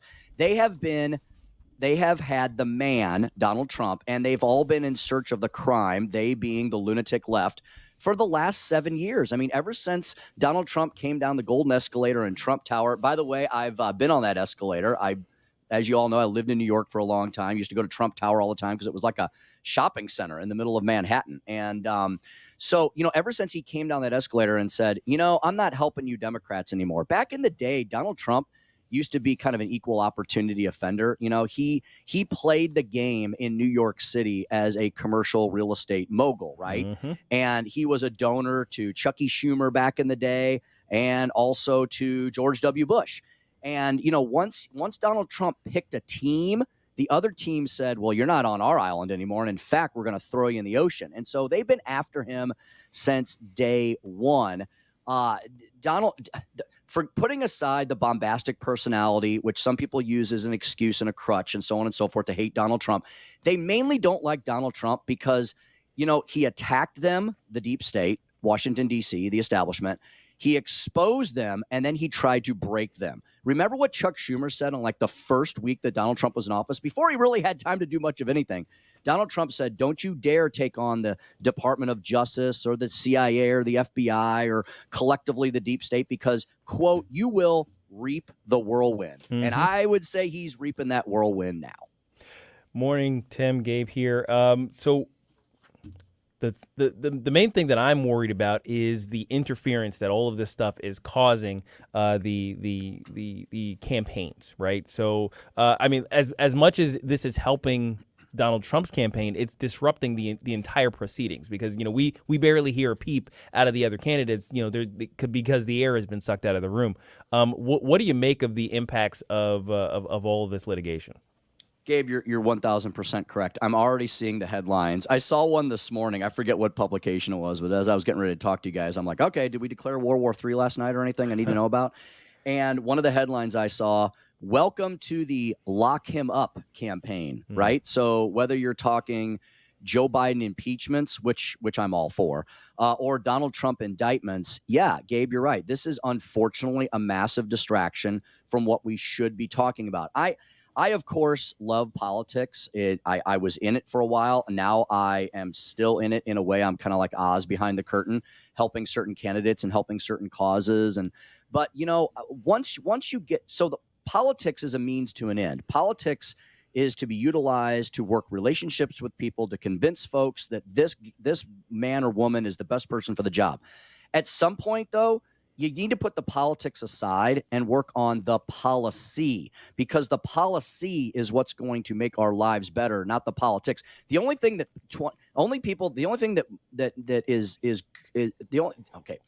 people who love politics 24/7, 365, and that's all they ever want to do forever and ever, amen. That doesn't put food on anyone's tables but their own, right? That doesn't help America writ large. So I love politics. I love talking politics. I love working in politics. I love getting people elected, and I love helping get campaigns and issue campaigns across the finish line. But, how about then we have a period of time where we then work on the policy, and we should be talking about how the Donald Trump years were arguably some of the most peaceful and prosperous years in our nation's history, definitely in the 21st century and arguably throughout most of the 20th century. He didn't start any new wars. Unemployment was at historic low levels. The stock market was reached 12 all-time highs during his 4 years. And the people who had heretofore been left behind in America, they had the opportunity for peace and prosperity as well. The ones that the Democrats have been taking advantage of and taking for granted for 50, 60, 70 years, they actually started really winning under Donald Trump. So yeah, Gabe, I think this is unfortunately a big distraction from what some of the from some of the stories we should be talking about. We didn't even scratch the surface yet on energy and international relations and national security and so on and so forth. Okay, so last couple minutes we got here. Let me follow up with what Gabe just said here. Who are you most interested in hearing from during the debate tomorrow? So, of course, you guys know that I take all of my political cues from a guy named Bill Maher. And I bring that up because, fellas, are you guys a little worried about how often we've been agreeing with Bill Maher over the last couple of years? He's been in the realm of reasonability more and more in the past few years. Yeah, he's a big, right? He hasn't changed. He's still a big-time liberal. He's just not...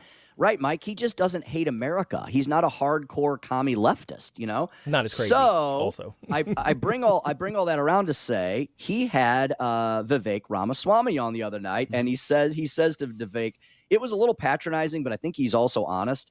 He said, to Vivek, he said, "You're such a great talker. You're a likable guy. I think you could really go far." Oh, well, thank you, Bill Maher. Thanks for your approval.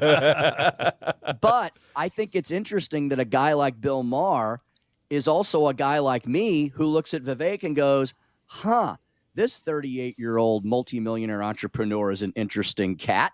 And so I'm interested to see how he does on the national stage. Yeah, he's got the interview down, doesn't he, fellas? He does a really good interview.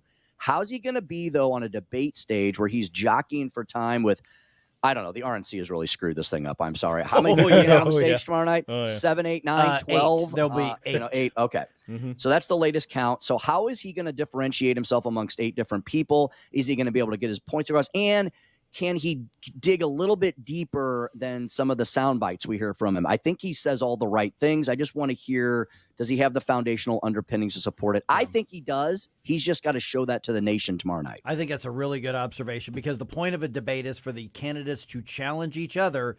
And as smart as Vivek Ramaswamy is, he's going to be on stage competing directly with some people who are just as smart as he is. And he's smarter than some, and there are others who are as smart as him. So I think that's the value of the debate, is the candidates getting to engage with each other. All right, Tim, any word on what's coming up this afternoon on the Tim Jones Chris Harp Show? Yeah, so fellas, guess what? I'm actually going to be, Mike, doing something you did a few years ago. I'm taking my oldest daughter to college today. I'm going to be out for a couple days, heading to Drake University up in Iowa, and I may announce for president while I'm up there as well. Everybody else has. Might as well. So I might as well jump in. No one will notice if I sneak onto the debate stage tomorrow night, right? There's so many people up there. Yeah. But no, Mike, I believe Chris this afternoon is going to have. I think we're going to have Hogan Gidley on. We'll have David Stokes on. And I think we got somebody from the RNC as well. So it'll be a great show this afternoon. And Mike, finally got a little nugget for you this morning. I heard from my little birds in Jefferson City. He's been a little slow in making the ultimate decision, but the word this morning is that Speaker Dean Plocker, the current Speaker of the House, will be officially announcing a statewide run for lieutenant governor in the next few weeks. Interesting. Okay. That is very interesting. All right, I need to talk to Dean and get him on the show here. You do. Absolutely. All right. You heard it here first. Former Missouri Speaker of the House and current talk show host extraordinaire on News Talk STL, Tim Jones. Hey, thanks, Tim. Have a great trip. Thanks, Tim. Thanks, Mike. Thanks, Gabe. Thanks, Elle. Thanks, fellas. All right, it is coming up on 6:51 right now, 314-912-1019. A store says you take your critter with that vest and you stay out of here. Are they justified in this? You got any stories on animals who were presented as necessary but clearly were not the ones? I do. Yeah. I'll tell you what's going on. I agree with the store. They're being accused of being big old meanies and animal haters, but I think they're right. So I'll tell you about that just right here. 1019 94.1 News Talk STL.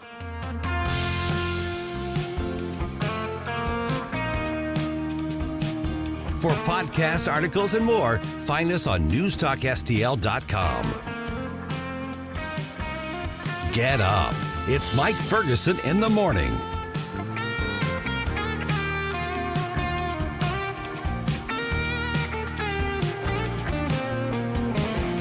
News, analysis, I'm glad you're talking about this. opinion. I'm glad you're fired up about it, too, because I know I am. News Talk STL. Are you tired of hard chlorinated water drying your skin out, tasting bad, and ruining your fixtures? Jones Air and Water Treatment has a solution to this pollution. Our Hydratech H2O leaves you with great tasting, soft water at all fixtures in your home with one unit. Call Jones Air and Water at 636-899-1040 or visit us on the web at joneswater.com. You can be a filter or buy a filter. Jones Air and Water, 636-899-1040 or joneswater.com on the web. Call us now. I don't have to tell you it's hot time summer in St. Louis, so why the heck are you still dragging those hoses around your yard? Tim Jones here for Professional Irrigation Systems. They will do a residential irrigation install in one day, custom irrigation designs for every property. We made that decision years ago. We've never regretted it. Irrigation installs improve your curb appeal. They also have got landscape lighting and fertilization packages as well. Make your yard the envy of the neighborhood. 636-692-4441, 24/7 at proirrigation.com. That's proirrigation.com. Hey, Columbo here with a great offer from the cleaning pros at Zero Res. The team that we have relied on many times over the years to rescue our home has a great special to celebrate the month of August. Book a cleaning now and mention the Columbo special, and you can get 3 rooms of carpet cleaned starting at just $129. Plus, you can get $75 off an air duct cleaning to help relieve allergies and asthma and lower your energy bills. Just mention the Columbo special when you call 314-474-2020 or book online at ZeroResSTL.com. Columbo and Katie. There is a lot of people, Tony, that we've heard from the beginning of campaign season begging for a Donald Trump and Ron DeSantis ticket. Well, I think that the vice presidency is as important as the president makes it. That a president can use their vice president for a lot of things, can use them to handle issues, or the president can go it alone. Tony Columbo, Katie Fitzpatrick. Weekdays at 2 on News Talk STL. This hour of Mike Ferguson in the Morning is brought to you by Stifel. Request a portfolio review from your Stifel financial advisor at stifel.com. That's STIFEL.com. Hi, this is Kira Davis, and you're listening to Mike Ferguson in the Morning on News Talk STL.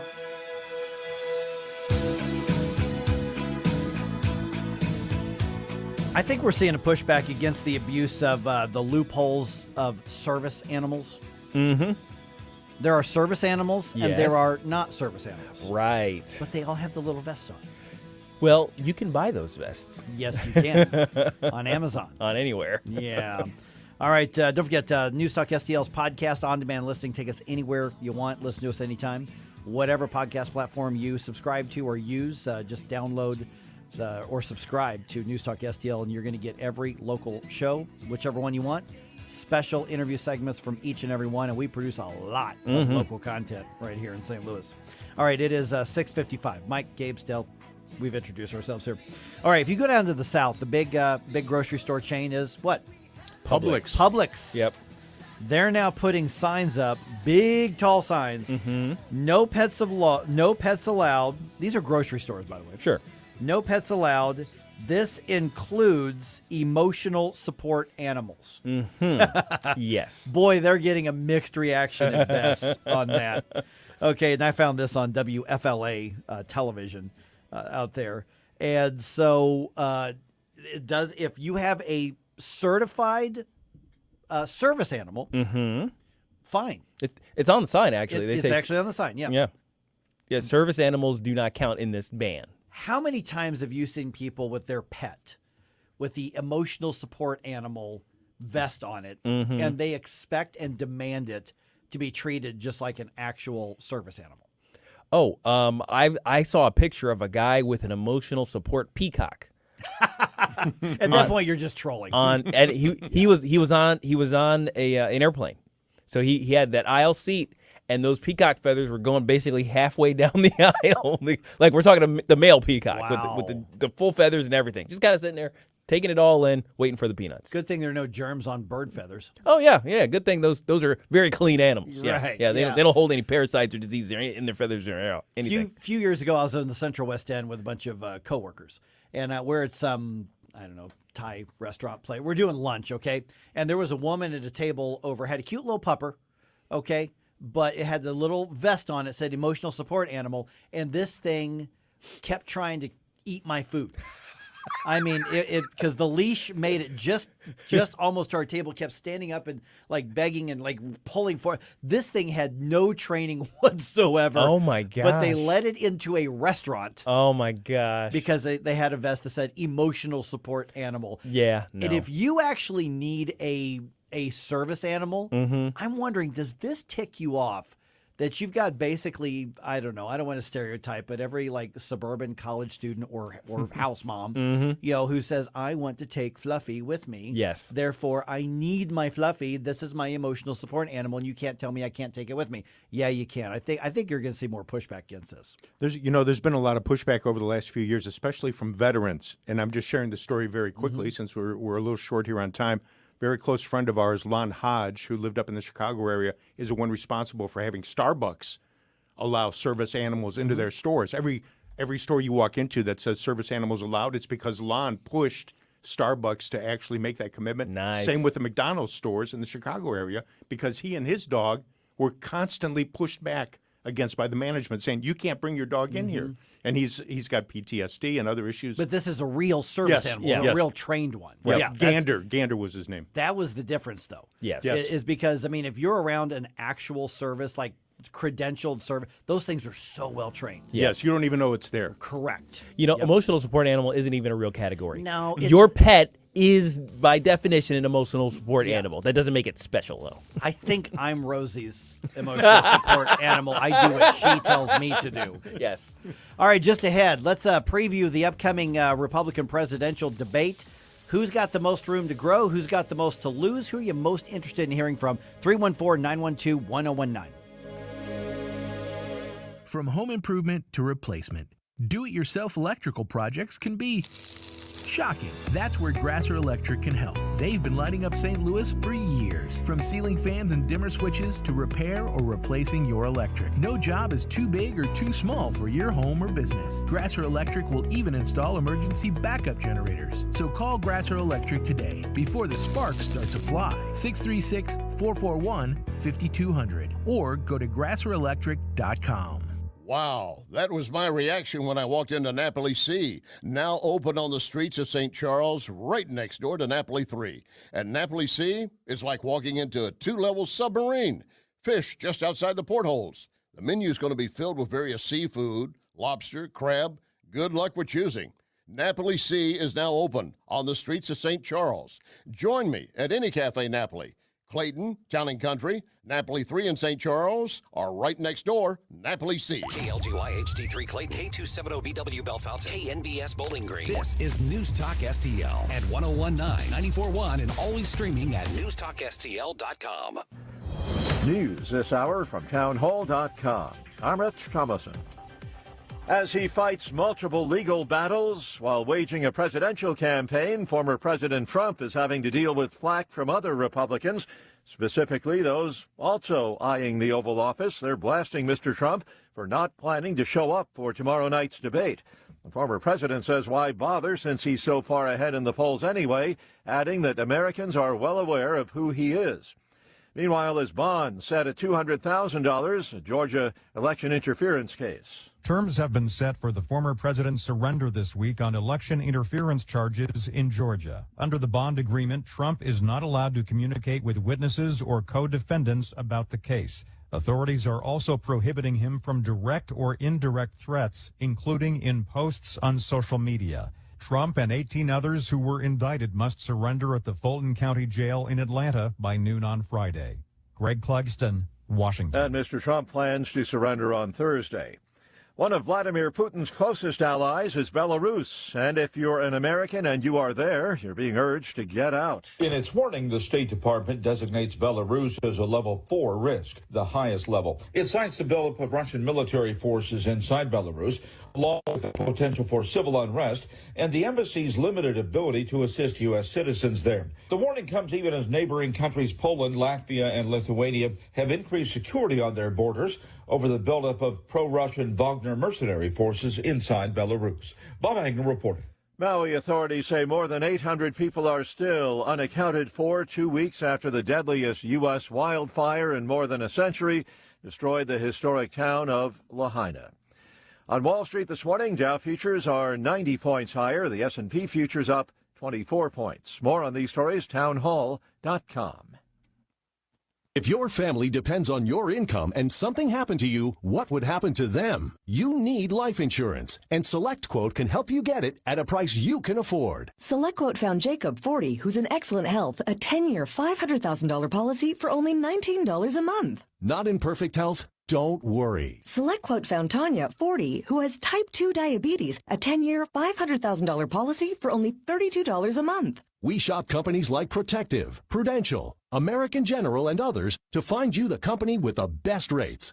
Give your family the security they need at a price you can afford. For your free quote, call 1-800-880-7474. That's 1-800-880-7474.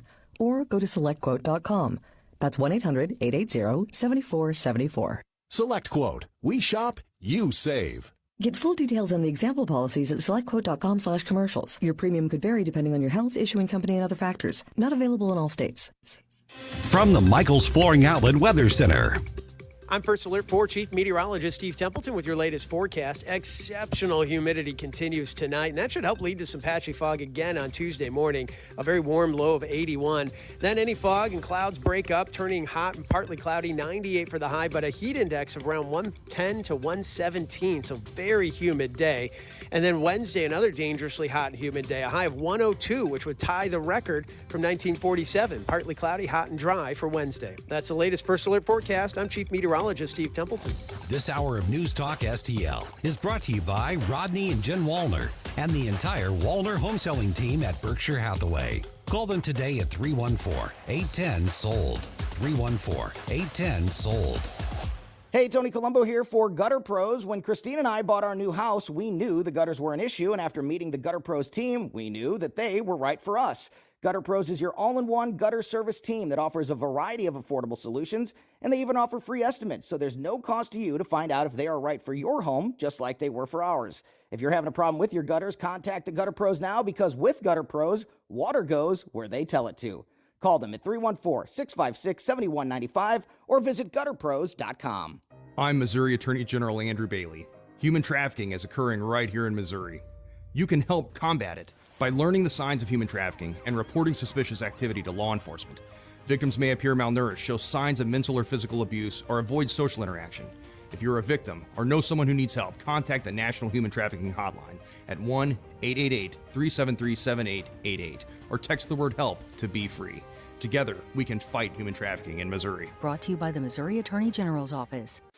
This hour of Mike Ferguson in the Morning brought to you by Window World. Simply the best for less. 314-993-1800 or visit windowworld.com. Mike Ferguson. You play ball like a girl! Gabe Pfeiffer. I triple dog dare you! Get up! Get up! Can't you hear the alarm? Get up, St. Louis. So it's time to get out of bed. Pour yourself the greatest cup of Kofifi the world has ever seen. Rise up with one voice, drain the swamp, and take back our country. Today's the day we're going to do it, and it's time to do it right now, believe me. Mike Ferguson in the Morning on News Talk STL. Okay, we know who's in, we know who's out of the first presidential debate on Wednesday. So, guys, I'm going to play a little rapid-fire game here. Okay. And if you want to get involved in this, 314-912-1019. I'm also going to watch the Rumble chat box because I got a series of just kind of questions as to what you are looking for in this debate. Also, still ahead, a nonprofit group is trying to protect St. Louis as City Hall still won't.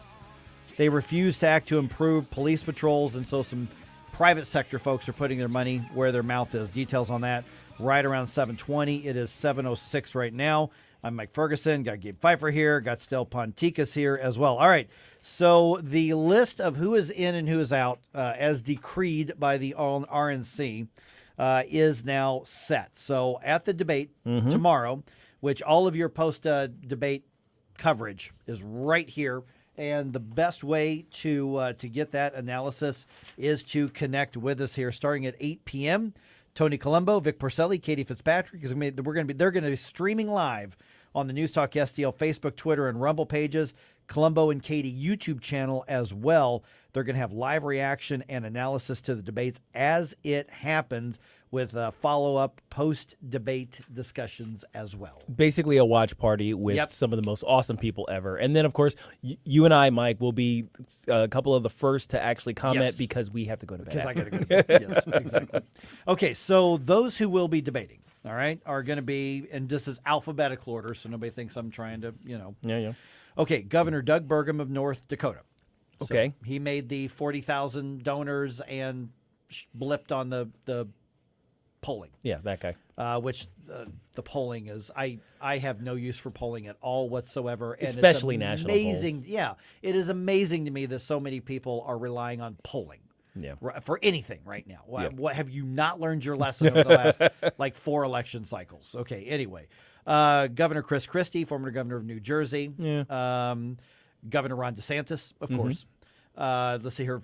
Former governor, former ambassador Nikki Haley. Of course. Former Arkansas Governor Asa Hutchinson. Vice President Mike Pence. Vivek Ramaswamy. Senator Tim Scott. Those are the ones who are going to be in the debate. So that's who I'm going to talk about. Yeah. The ones who are in. Yeah. All right. Around the room, let's start with Stell here. Okay. Who are you most interested in hearing from tomorrow? I'll give you a toss-up. For me, it's Tim Scott and Vivek Ramaswamy, both of those guys. Okay. And mainly because I want to see where they stand on certain issues, although I've seen a ton of interviews with Vivek, but I haven't seen a whole lot with Tim. So I do want to be able to compare the two, and those, for me, are the two main guys. Okay. I'm curious to see how Ron DeSantis takes on the introduction of a lot of a subject that Vivek Ramaswamy is bringing up. He's actually been coming out with sort of policy positions. Yeah. I haven't really seen that much from everybody else. I mean, to piggyback on Stell, I'm really actually interested to see Vivek, perform in a debate. Pretty much how Tim described it, in that we've seen him in give speeches, we've seen him give interviews, but we haven't seen him in a debate style. I'm curious how that's going to go. But he's been the one introducing real policy positions, and he may actually set the tone on how people discuss the topic. So I'm curious to see how basically the second runner-up here, Ron DeSantis, responds to those, if he has any policy positions of his own. Because otherwise, he's kind of just skating with the big talking points. I think the one that I am most interested in hearing from, and I want to see what kind of performance he provides, is Tim Scott. Yeah. Now, I've got a lot of interest in seeing how Ron DeSantis does for some other reasons, which we'll get to in a few minutes.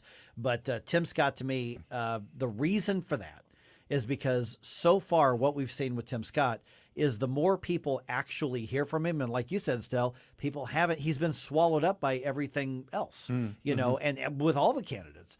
But the more people hear from him, the more they go, I like that guy. Yeah. And that's why I want to see how well he kind of holds court in this when he's going toe-to-toe with the other candidates. Okay. Between Tim Scott and Vivek Ramaswamy, I think those guys have the biggest upside to their campaigns. They're the ones who could make the biggest potential pickups, I think. You're getting ahead of me. Oh, I'm sorry. Well, we just think so much alike, Mike. It just kind of happens. I'm sorry. Okay, well, how about this? How about let me flip that question? I'll start with you, Gabe. Who are you least interested in hearing from? Oh, who's the first guy you mentioned? Burgum? Burgum, yeah. Okay. I have no idea who he is. I don't know any of his policy positions, and I kind of don't care. Okay. I mean, honestly, just based on that. Chris Christie for me. Oh gosh. Oh, well, well, that's kind of that almost that goes was a without given? saying. That's a given. You're right. Although Yeah, I have to say, if I went back a few weeks, it would have been Asa Hutchinson, but now it's become Chris Christie. Yeah. Yeah, I mean, I think for me it's Chris Christie as well. I mean, Asa Hutchinson was not a bad governor of Arkansas. No, he was all pretty right. good. I don't know a thing about Doug Burgum. I do this for a living, and until he announced that he was going to run, I had no idea who the guy was. Because all of the Dakotas, we know Kristi Noem in South Dakota, but we don't really know Doug Burgum. But yeah, with Chris Christie, it's like we get it. I mean, listen, Chris, you're going to get invited on to meet the press and CNN plenty. I get it, but I don't see him as having any chance whatsoever of being a contender for the actual nomination. Yeah, I mean, I'm actually shocked that he got the 40,000 donors. I mean, that's like half of the population of North Dakota, isn't it? I'm kidding. Oh, DeBurgham, yeah. Yeah. Exactly. Yeah, no kidding. Okay, now let me go back to what you were just saying. Yes. Okay.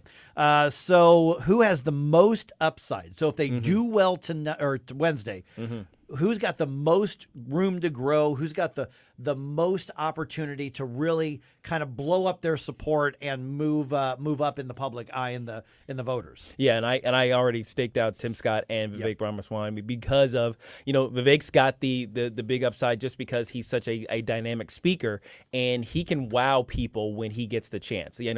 Just because from what I've seen of him, I always come away with, wow. Okay, I like this guy.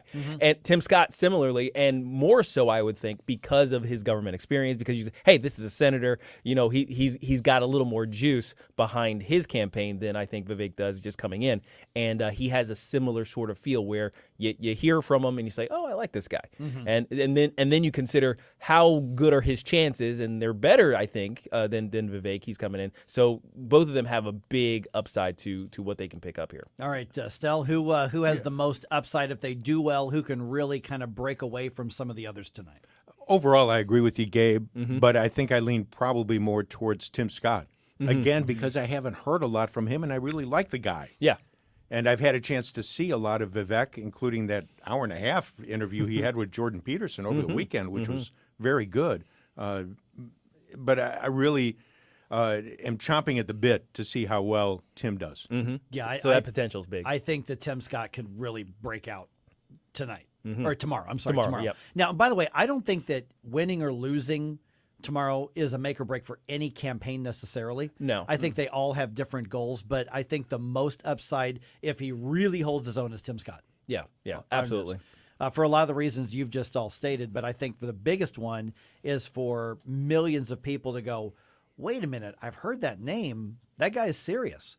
And listen, if you read any of his books, and I've got Tim Scott's books, this is a serious thinker. This is a serious guy. He doesn't have a huge pizzazz factor. He's just kind of a low-key guy. But this is a really smart guy. I think I think if you've got a dark horse, this is the guy. Yep. Okay. Now, flip side, who has the most to lose if they have a bad performance? DeSantis. Okay. I agree. I do too. Yeah. I mean, because basically he's walking into the room as at least the room's front runner, right? Right. And we always say the front runner basically has the most to lose when they go into a debate situation. Right. So with Donald Trump out of the way, well, who's the next front runner? Well, Right. that's him. And if he does bad, that's a big deal. Now, like you said though, this isn't necessarily a make or break for anybody, but these momentum swings can have really serious consequences down the road. Okay, so I want to talk about another aspect of this in a second, but I just thought of another question. Okay, so if you are the maybe communications advisor to many of these candidates, pick one or two out and say, here's what you want to present. Here's what you want to show people tonight. I'll start. Let me give you an example. Okay. Ron DeSantis. What I would tell him is, I said, you want to be looked at as presidential, which is why when somebody says up, you know what, we're going to drain the swamp, what I would say is, as the executive of Florida, as the governor of Florida, here's what I've done. And I would really focus on looking at people, having people look at you as the president and seeing you as a president. Now, to some degree, you do that with all of them, but with Ron DeSantis being a governor, I think that's what I would do, especially since he has so many policy victories in Florida. Right. Similarly with Nikki Haley. You say, listen, you've got somebody who's been a UN ambassador, who's gone toe-to-toe with other nations on behalf of the United States, I mean, in the Trump administration. Yep. And, I would flex your knowledge of how things really work. Now, everybody has to be relatable, but those are two examples of what I would do. Absolutely, yeah. And with Tim Scott, I would say pick a fight. And I mean, really, it isn't so much, you don't need to come out with, bloody knuckles here, but definitely the Republican electorate really wants a fighter. And they because of his kind of, his manner of speaking, his kind of relaxed way of doing things, they don't see him that way. But if all he needs to do, though, is have a solid position, destroy somebody else's position, on it, and tell why your position is better, and do so forcefully without being, mean-spirited about it. And you're like, oh, he is a fighter. He just fights a different way. That perception change would take full advantage of his potential. I think that's an excellent observation. I probably have 3 areas that I would look at, and I agree with you, Gabe. But for me personally, because I want to see how Tim and Vivek handle these, one would be the economy and all the issues we've got going on, and the malarkey of Bidenomics. Foreign policy, because I think we've got a lot of serious issues regarding that. I don't know if these subjects necessarily will come up during the debate. And the other one would be somehow draining the swamp of 3-letter agencies. That's somehow we need to take care of that. Again, I don't know if something like that would come up in the debate, but you know what I'm thinking of, and it's obviously going right down the line, FBI, DOJ, et cetera. I know Vivek has really strong feelings on it. I'd love to see where Tim stands on something like that, and the other candidates. So you're looking for very specific policy, big ideas. You want big ideas. I think so for me. So if anybody on the stage throws out, and I agree with that for any of the candidates to stand out, I think you have to come with a big idea. Okay, and that's actually was a comment we just had from Jay Monty on Rumble. Said the candidate that focuses on the issues and not Trump will be the one who wins on Wednesday, is what he's referring to. Interesting observation here. One says, I like Tim, meaning Tim Scott. Yeah. But he has no wife or kids, so I feel he has very little in the game. Yeah. I've heard this before, that his single status is actually working against him. That's actually a thing in all like high level positions, like everywhere. I know that there are CEOs and big business people who don't like to promote people who don't have a family. Right. They're like, well, we need somebody with roots, so that they can you can feel like, well, it's all on the line if I don't perform well. So yeah, I mean, that is a thing. I mean, she articulated it's it, interesting. Right? She said it out loud. I think what some people may be thinking. Yeah. For me personally, that's not a factor. Sure. But I actually understand what she's saying here. Yeah. Okay. I know we're a little heavy on the segment. Real quick, what happens after these events and after these debates is what's referred to in media terms as the spin room. Oh yeah. Where basically there's somebody walks around with a sign, and either the candidate or the candidate's designated surrogates are there to answer questions about the debate and basically respond to what the other candidates have said. Well, what they meant was right. Yeah. And so here's what's interesting is the Trump campaign trying to get their surrogates credentialed for the media, after thing. And Fox has said, no, you're not participating. So you're not participating. And they're trying to negotiate to get Trump surrogates in to respond to whatever other candidates say about Trump. Oh, yeah. Okay, so real quick, your thoughts on that. I'll lead, and so you can agree or disagree. I actually am with Fox on this one. If Donald Trump says, I'm not going to your event, I'm not participating, then I don't think you should get to send in your surrogates to give responses as a credentialed part of the, you're free to put out press releases, but I think they're right in not credentialing him for this event if he says, no, I'm not going to participate. I agree with you 100%. And I honestly don't care to see them there.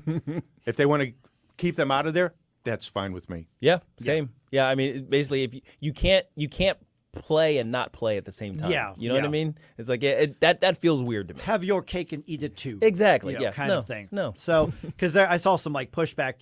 People like, yeah, they're going after. I'm like, no, that's your call. Right. You live with the whole call. If it's right, then it's right. If it's wrong, it's wrong. Right. But yeah, you don't get to counterpunch, without taking a punch. Right. So I actually think on this one, and I'm real quick to point out when I think Fox News is wrong about something. On this one, I actually think they're right. Sure. Yeah. All right, 314-912-1019. How bad is staffing for issue for St. Louis police? Got 2 examples for you, and it's not just a city thing. This affects us all living in the area. Give the updates in about 2.5 minutes on 1019-94.1 News Talk STL.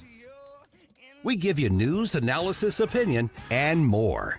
Only on News Talk STL.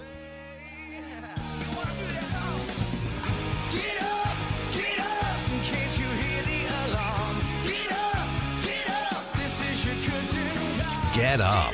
It's Mike Ferguson in the morning.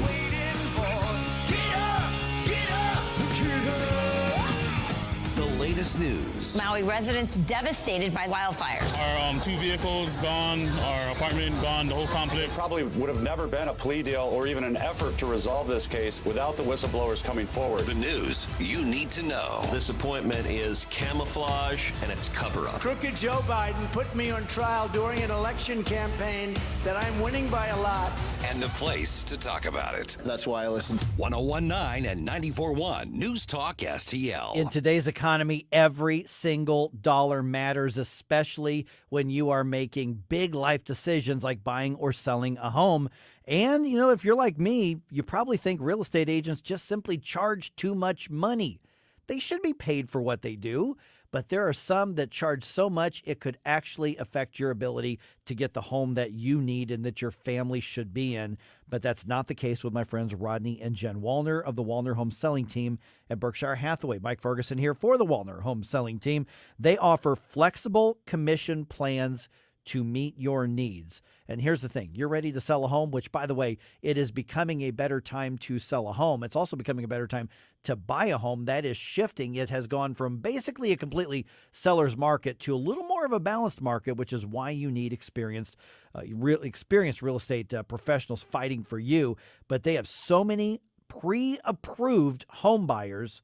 They guarantee that you're going to get an offer, and you may not even have to list the home, put it on the market, go through the whole thing of putting the sign out in front of your yard and everything. Wallner Home Selling Team sells 15 times more homes every year than a typical realtor. There is a reason for that. It's not that they have a bigger staff. They don't have a giant office. What they have are two people and their team who are so good at what they do because they care about the people that they work for. And Rodney and Jen understand they work for you and they fight for you. They have got a family perspective that helps guide you through a complicated process. By the way, Rodney and Jen licensed in both Missouri and in Illinois. So Illinoisans, if you're one of those who are trying to get out of the state, call Rodney and Jen at 314-810-SOLD. Okay, 314-810-SOLD. This is a husband and wife team, like I said, so you're going to get that family perspective when selling your home and not just the perspective of an agent whose only goal is to cash a commission check. So listen, no obligation, no long-term commitment. You're not happy? You're going to change your mind? You just let them know. They're going to let you out of the agreement, but they're not going to make you sign an agreement just to give you a first impression of your situation and give you a little bit of advice. So call them right now, 314-810-SOLD. Selling your home with the Wallner Home Selling Team gives you the maximum exposure to the largest audience of potential buyers in the entire region. Once again, Wallner Home Selling Team with Berkshire Hathaway, 314-810-SOLD. Let's cut a deal at Seidenstricker Nobe Partners. Save up to $5,000 on a select John Deere compact tractor package with our exclusive 10-year warranty. And to make things better, we're offering 0% financing for 60 months with zero down. Get your John Deere equipment by shopping online or visiting us at any of our 28 locations. Let's cut a deal now at Seidenstricker Nobe, snpartners.com. Offer valid through 9/30/2023. Some restrictions apply. See dealer for details. News commentary. Listless vessels. Governor Ron DeSantis steps in a hot pile of MAGA over recent comments some say are directed towards Trump supporters. I'm Tommy Lahren. More next. Hi, I'm Martha Stewart. Every year, more than 4 million pets enter shelters here in the United States. My friends at American Humane have been helping animals since 1877. The goal is to ensure that pets have a safe shelter, especially during natural disasters. Adopting a shelter pet allows shelters to help more animals awaiting care. Please consider adopting today and take some time to learn more about American Humane's other work at americanhumane.org. For second with Vivek Ramaswamy wasn't enough to put a damper on the governor's week. His recent comments and 2 words, listless vessels, have set off a feeding frenzy with Trump supporters. When I listened to his full explanation and the full clip, I didn't take it as him calling Trump supporters listless vessels. I took it as, if all our movement does is listen to Trump and take whatever he says on Truth Social as gospel, we are doomed to be listless vessels and our movement extinct. Did it come off horribly? Yeah, because he needs Trump supporters. He can't win without Trump supporters. He's got to walk a very fine line line that no other Trump competitor has had to. DeSantis is the only Trump challenger who's been labeled a traitor and labeled a rhino simply for running against Donald Trump. Are the rest of them disloyal? Because not even Mike Pence, of all people, has had to walk that line. I'm Tommy Lahren, and you can watch my show Tommy Lahren is Fearless at Outkick.com. St. Louis's new choice for conservative talk. Live and local. I need to know what's going on in my city. News Talk STL.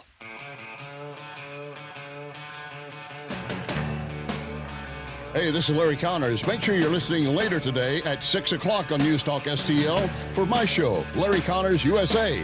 Now, back to Mike Ferguson in the morning.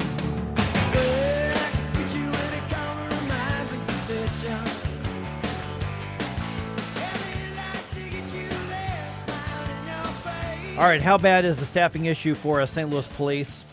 Or let's call it what it is, the results of City Hall's pro-criminal defund mindset. Let's talk about that here in just a moment. All right, your debate, online debate watch party and post-debate analysis happens right here tomorrow night. You're going to hear from this guy during the debate. Should debate.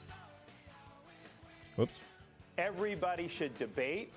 Everybody has a responsibility to earn people's votes.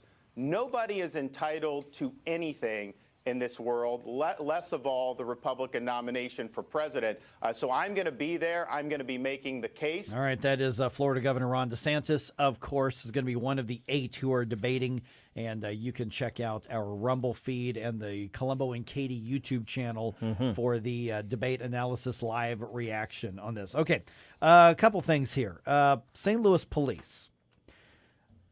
If your car is broken into, you can call them. They're going to write a report, but Fox 2 did a story.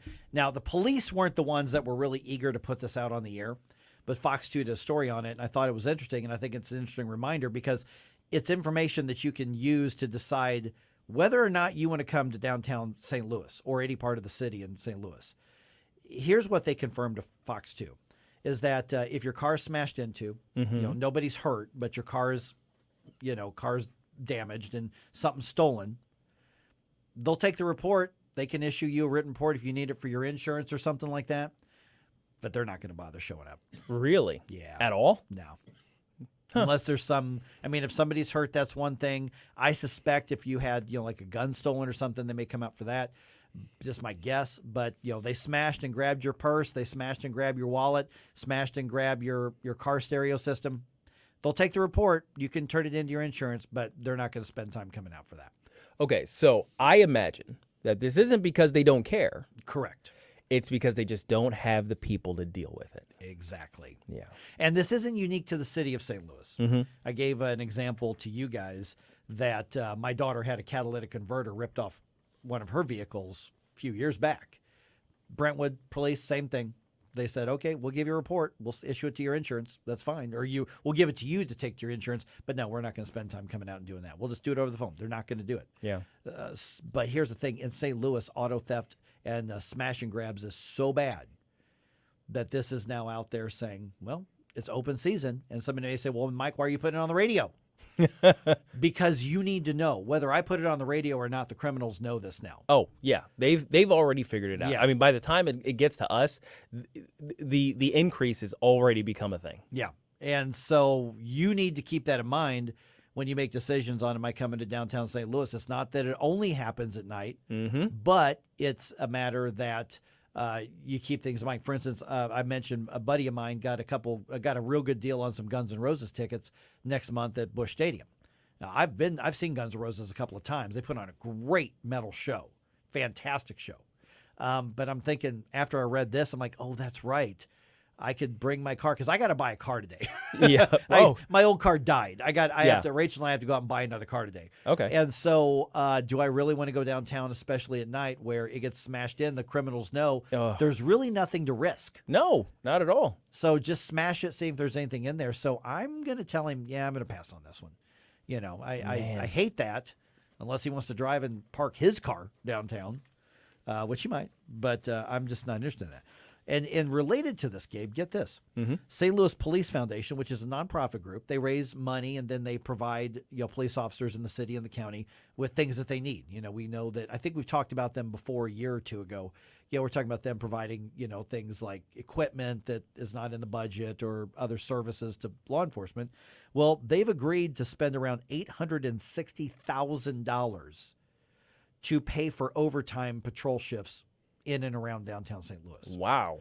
So these are 4-hour overtime shifts. Okay. That consist of a sergeant and 6 police officers that a private group raised money to pay for because the city won't. That's crazy. That's crazy.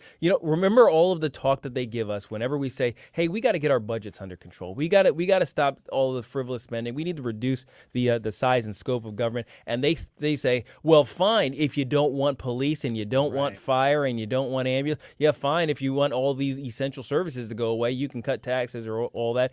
So you're going to threaten all those, and that's been their argument forever. Now, the budgets continue to increase. They've got money out the wazoo from other sources that they didn't budget on, and somehow we're still in the position where we have to give up on essential resources and have to come out of pocket for it. That's wild to me. Yeah, and I'm glad you brought that up because between the ARPA Blue State and Blue City bailout money and the Rams settlement money, NFL settlement money, they've got millions and millions of dollars that they don't know what to do with. They're coming up with new programs right now. They're doing like town halls. Tell us how you want us to spend it. So a private group says we need more police patrols, and they're just calling it a pilot. They're not, because they can't commit to $800 some odd thousand a year every 6 months or 3 months or 12 months or whatever this is going to be. But a private group is raising donated money and paying police officers to be on the job because City Hall can't or won't do it. That's crazy. You know what? You just leave.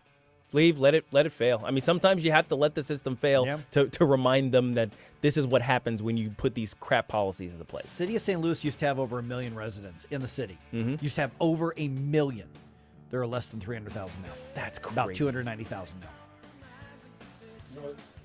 now. It's funny, when I drive in every morning, I see the City of St. Louis sign that's on the border of the city. It's still at 319. Yeah, not true. they have not updated it, and they're not in a hurry to. All right, Ed, just in case you've forgotten, because it hasn't been in the headlines, there's an investigation into Joe and Hunter. Oh, those guys, really? That thing's happening. No way. Our friends at Landmark Legal are keeping track of this. We're going to talk to Mike O'Neill from Landmark Legal just ahead right here on 101.9 94.1 News Talk STL. Like and subscribe to us on Rumble. News Talk STL. Get up. It's Mike Ferguson in the morning.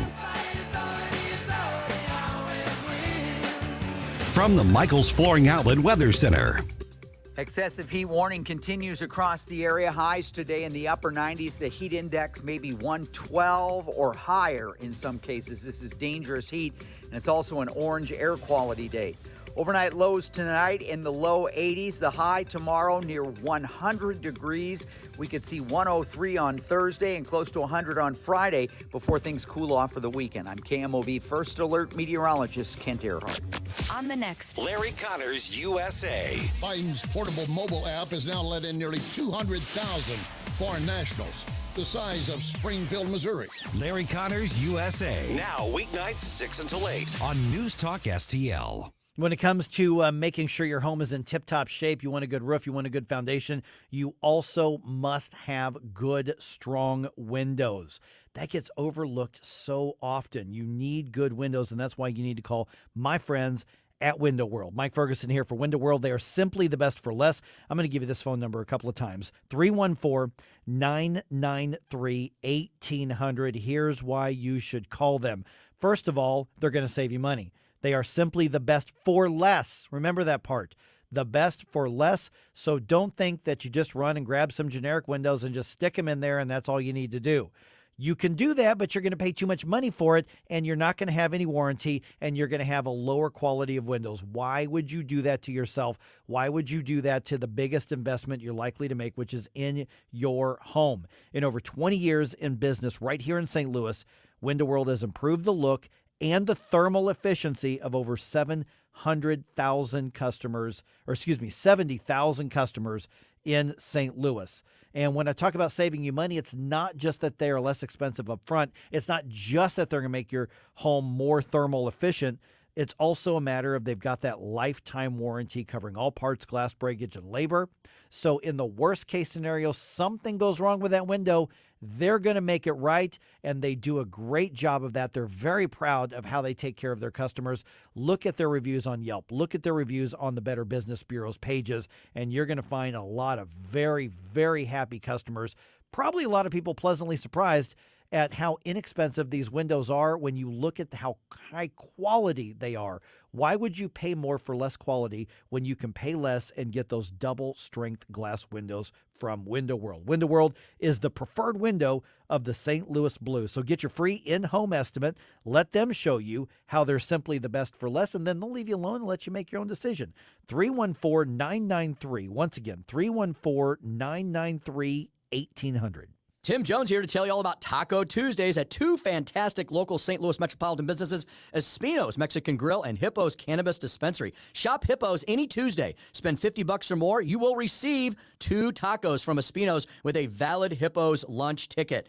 Espino's is a fresh alternative to the typical Mexican fare. Once you go in, you'll be back often. Hippo's has experienced personal bud tenders to walk you through your entire process. You might even see owners Brett Hall, Kelly Chase, or Barrett Jackman while you're there. Espino's Mexican Bar and Grill, Hippo's Dispensary, right next door to each other in beautiful Chesterfield Valley, 17409 Chesterfield Airport Road. If it's a bud tender or a bartender, they've got it all there. Espino'sMexicanBarGrill.com, Hippo'sCannabis.com. All deals valid only while supplies last. Must be over 21. No cash value. Management retails all rights. Medical decisions should not be made based on advertising. Consult a physician on the benefits and risks of particular medical marijuana products. This message is not designed to increase interest in purchasing medical marijuana nor any particular product. License number DIS 000129. Log on to NewsTalkSTL.com for your chance to win a family 4-pack of tickets to the Hot Wheels Monster Truck event, November 4th and 5th at the Family Arena. Your chance to win at NewsTalkSTL.com.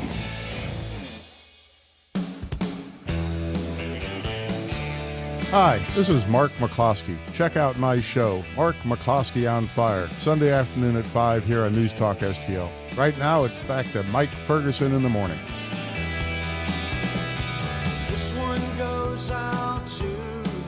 Hey, remember that Hunter and Joe investigation thing?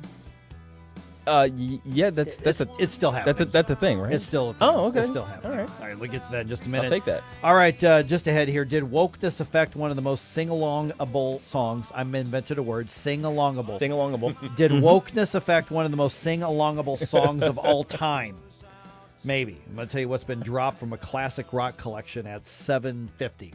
But I think we can fix the song and save it so that the woke police are okay with it. Mm-hmm. We'll try that. Yeah. All right, it is 7:39 right now. I'm Mike Ferguson.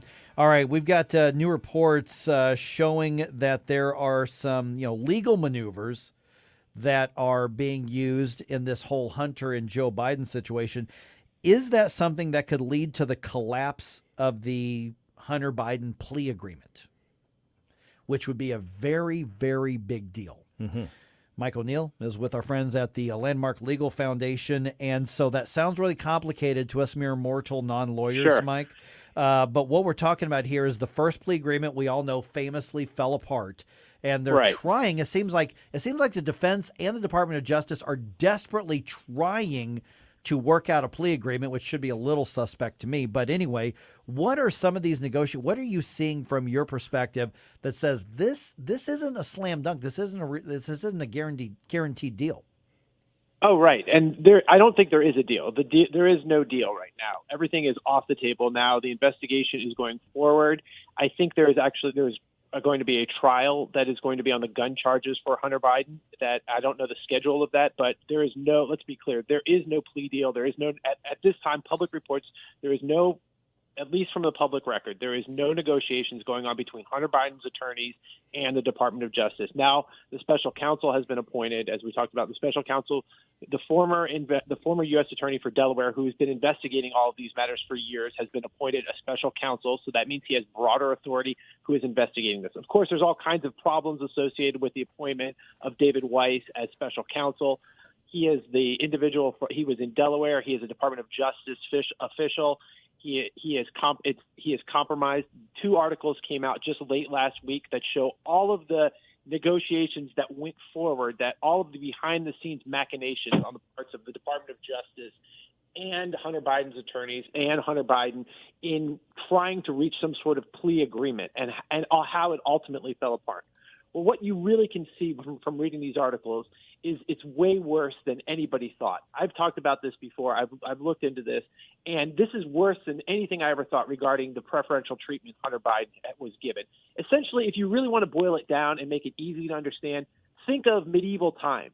Think of a king with all power, and then think of his prince rampaging across the countryside, doing essentially whatever he wants to do. And then the prince having absolutely no accountability. And all of the king's men are doing everything they can to protect the prince from all of the idiocy that he's engaging in. It's terrible. The way the Department of Justice is bent over backwards, the way that the U.S. Attorney's Office in the state of Delaware, which, by the way, Delaware, Joe Biden was senator there for decades and decades, controls the state of Delaware, engaged in all of these protections to ensure that his son, Hunter Biden, was not prosecuted, was given immunity. And the next thing to draw is, but for the fact that a couple of brave IRS whistleblowers, and if you guys maybe recall that a couple weeks ago you had those whistleblowers testifying in front of the House Oversight Committee who stepped forward, who said, look, something's rotten in Denmark. Something is amiss. The way he's being treated is beyond the pale, that he is giving preferential treatment. Our investigation is being stymied by Department of Justice officials. But for the fact that those individuals stepped forward and raised the radar of this judge in Delaware. I know I'm talking a lot of legal maneuvers here, but it raised the hackles and raised the radar of the judge in Delaware, who was able to say, look, this plea arrangement that you guys have agreed upon is suspect, and it caused it to ultimately blow up. Now everything is on the table. The investigation is proceeding, although there are questions with how the investigation is proceeding and how the special counsel is going to further investigate. Morning, Mike. Gabe here. So what it sounds like that's coming out about the maneuvers behind the scenes, it sounds like basically what we all kind of saw coming. We all saw the signs of this sort of thing, but it seems as though there's becoming a larger body of evidence. Amid all of the impeachment investigations that the Congress seems to be moving towards, right? How does this stuff play into those ideas? Is this impeachable even on its own? Just the interference that Joe Biden seems to have put into the government's investigation of his son. Absolutely. I think you have different levels here. You have the cover-ups, and you have the suppression of the investigation. However, then let's talk about what exactly was going on in 2014, that the locus of this investigation, what Hunter Biden was doing. Of course, he was he was basically engaging in pay-for-play. Remember, we heard all of that testimony about selling the brand. That was his business partner, Devin Archer, Hunter Biden's business partner, Devin Archer, who was talking about how Hunter Biden would go to Eastern European countries, China, and sell the Biden brand. We see now that what came out late last week again, we see that Joe Biden had an alias he used in communications. So this was to hide accountability and hide himself from FOIA and hide himself from congressional investigations. So they used a alias for Joe Biden's name. So he was using aliases. He was establishing shell companies. Why would anybody establish dozens of shell companies but to hide money that you're getting from foreign agents? You are from foreign governments. You are essentially selling access to the Vice President of the United States. And again, you see some quid pro quo here. The question is, well, was there quid pro quo? And I think certainly there was. There were in Ukraine. You saw that the prosecutor that was investigating Burisma, that was investigating the energy corporation that Hunter Biden happened to be serving on the board of directors from, there was pressure brought on the Ukrainian government to fire that investigator, and he was fired. So not only do you see cash exchange, you see pay for play, you see selling the brand, and you see an actual quid pro quo. Certainly all of these actions rise to the level of impeachable offenses that should be further investigated and should be looked at. Look, gentlemen, we know what color Donald Trump's underwear was on November of 2020. Yet the American people are being sold a bill of goods with this. We do not know the extent to which the Biden family benefited from all of this corruption. We are seeing it now beginning to unravel, but the extent to which contrasts the light of day that is being shined on President Trump, versus the pass that Joe Biden is getting. All I'm asking is simple. Use the same level of scrutiny you're applying to Donald Trump and apply that level of scrutiny to President Biden, and we'll see where the chips fall. Mike, Stell's got a question, but really, really quick about the alias. I saw what looked to be a screen cap. I'm sorry, was that going to be your question? No, go ahead. Okay, I saw a screen cap of what looked like the top of an email, and it looked like Joe Biden's alias had a .gov email. Can you confirm that? I can't. I didn't see that, but okay. I wouldn't be surprised. But I think if it was a .gov, but it was a different name, yeah. Again, it still would serve essentially the same purpose. It would go to him. And look, it would seem worse to me, though. Yeah, we have a little bit of experience in this. We've seen that federal cabinet level officials use alias emails, to avoid accountability under Freedom of Information Act and under discovery. So we've seen this in the past. It wouldn't be the first time an alias name was used. But certainly, this level, it really is unprecedented. They were tipped off when it was 67 Corvette Big Guy. Anyway, sorry. Hey, good morning, Mike. Stal Pontica's here. I got to say, your earlier description of Hunter running around everywhere sounded a lot like a Monty Python movie. yeah, that's true. So I got to ask you, is the public catching on finally, or do you feel we've still got a huge hill to climb to try to get the public to understand what's going on?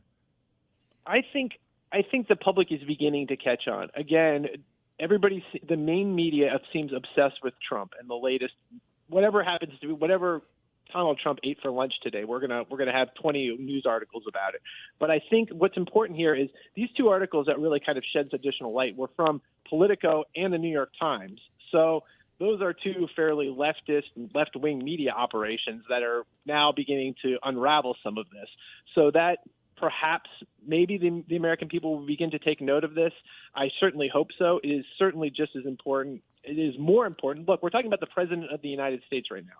Donald Trump isn't the president of the United States. Joe Biden is the president. And the extent to which he is engaged in pay-for-play and selling access to his brand, I think is entirely relevant to the American people right now. All right, Mike O'Neill from Landmark Legal Foundation. Let's go ahead and give out the website, social media. You guys are all over this, obviously, in ways that just make it make sense to all of us outside of the political talking points. What's the way for people to follow you, get in touch? You could just check us out on Twitter, landmarklegal. I think our handle is Landmark Legal Foundation, and you can look at our website, landmarklegal.org. Okay, Mike, great talk to you again. Thanks so much for the update. Thanks, Mike. Thanks, guys. All right, got any questions or thoughts on it? 314-912-1019. Is cancel culture wokeness now going after one of the most iconic Queen songs of all time? Of course. Maybe. Tell you about that right around 7:53 here on 101.9, 94.1 News Talk STL. Are there also like huge hit songs you couldn't even make a release on the radio today? I got a couple. You got a couple? Yeah. All right, there's one that's already been edited down like crazy that I can think right off the top of my bat. I'm curious what you found. All right, let's talk about that just right here on 101.9, 94.1 News Talk STL.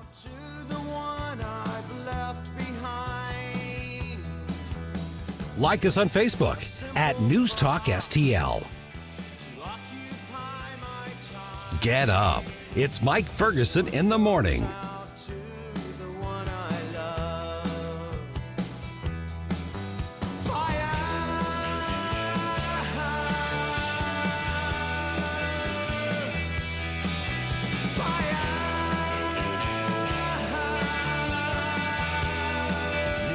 Analysis, opinion. A horde of young people tore up Manhattan's Union Square. This is not a policing issue. This is a parenting issue. People counted you out saying you're past your prime. Hell, I know something about that.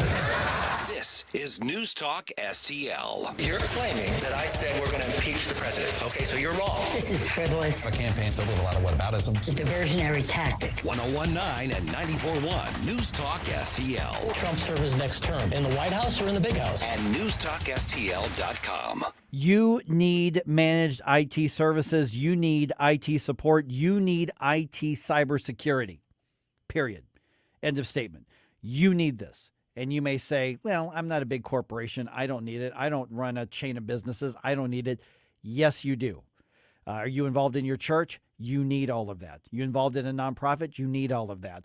You do any of your banking and personal finances on the cloud, online, then you need it. By the way, small businesses as well, you got a client list, you've got data that you've compiled, you need this, which is why you need to talk to my friends at ThrottleNet. Mike Ferguson here for ThrottleNet. All right, I'm going to give you a phone number, going to give you some websites to check out. If you go right now to throttlenet.com/newstalkstl, you are going to get a tour of what's out there on the dark web, and it's going to scare you because of what they can do on the dark web. By the way, dark web is the term. I know people think of like all sorts of nefarious and Halloween type stuff, but really what happens out there is where all the financial transactions happen, and that's where the hackers get you, and they are looking for you.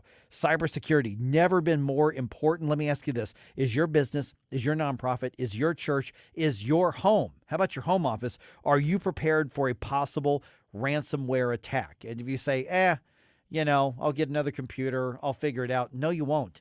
The Colonial Pipeline a couple of years ago, billions of dollars in business got shut down because of a ransomware attack, and they had to pay up. And the FBI had to go after that payment to try to get it back. They're not going to do that for you. But partner with ThrottleNet. Partner with their award-winning team with over 20 years of quality service. They are proud to be named the top 500 in the world for 7 years in a row and running in the world. I'm not saying call ThrottleNet at 314-820-0383 because they're in St. Louis. I'm saying call them because they are among the best in the world at what they do, and they are among the best in the world at protecting your business or your church or your personal finances. So give them a call, 314-820-0383. Check out throttlenet.com/newstalkstl to find out more about what they do. Listen, ThrottleNet conducted our own research. We found that 40.74% of businesses in St. Louis do not have cyber liability coverage.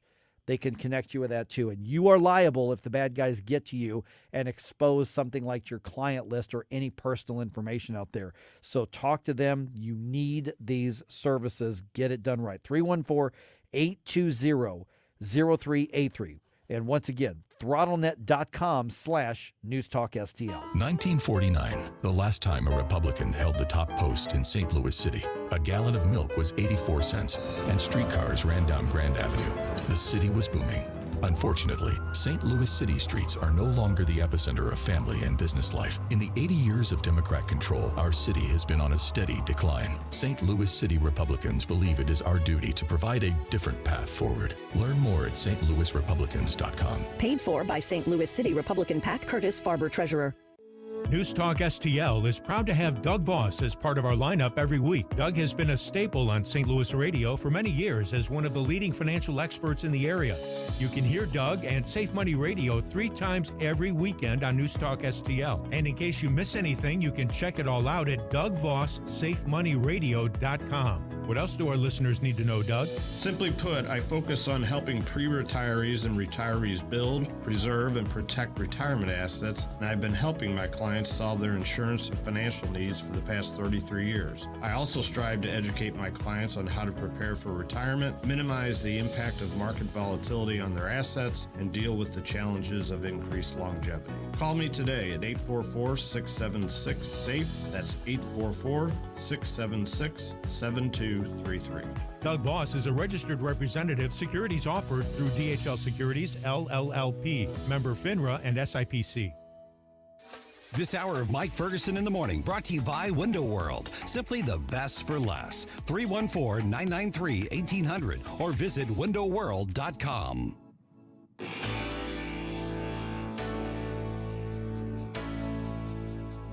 Good morning, St. Louis. It's Ben Shapiro. I'll talk to you tonight at 11. But right now, back to the Mike Ferguson Show on the new conservative voice of St. Louis, 1019 and 94.1 News Talk STL. Oh, David Lee Roth, solo. It is. All right, who was on the guitar? Quick. Who did this? Is it Eddie? Nope. No. Steve Vai. Oh, Steve Vai. Yep. The album was Skyscraper. It was. Couple big hits on that song, that album. Okay, all right. You remember this classic, If I Do This? You know which song I'm talking about, right? Yes. We Will Rock You, of course. It's a staple for all stadiums everywhere. That's right. We will woke you. Oh, wait a minute. Oh, okay. No. Not that song. That's not the song that's gotten in trouble. I don't want to be woked. Okay, the Daily Mail in the UK has this just eye-rolling story here about a classic Queen song mysteriously dropped from their greatest hits collection. Because you buy all that digitally. Yeah. Okay. All right. Can you guess which one? No. We're talking about Queen, right? Queen. Has to do with an anatomy part? Yes. Oh. But why? Okay. But why is that bad today? Well, because it's just calling somebody saying they're fat back there. Have you seen TikTok? it's booty everywhere out there, man. So fat-bottomed girls dropped off the group. Now you can still buy it from their digital presences. Okay. But the speculation here is, of course, that with lyrics like "Left alone with big fat Fanny, she was such a naughty nanny. Big woman, you made a bad boy out of me. And fat-bottomed girls, you make the rocket world go." They're a little worried about the cancel culture out there. They're worried about the cancel culture. Yeah. That's okay. I don't understand because if you are woke, isn't this a sex positive, body positive message, right? But you're just being mean, calling them fat.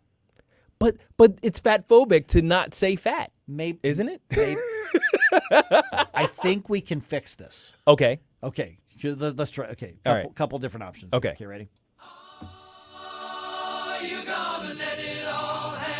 Big booty. Girls, you make the rockin' world go round. Okay. Let it all hang out. Apple bottomed. Girls, you make the rockin' world go round.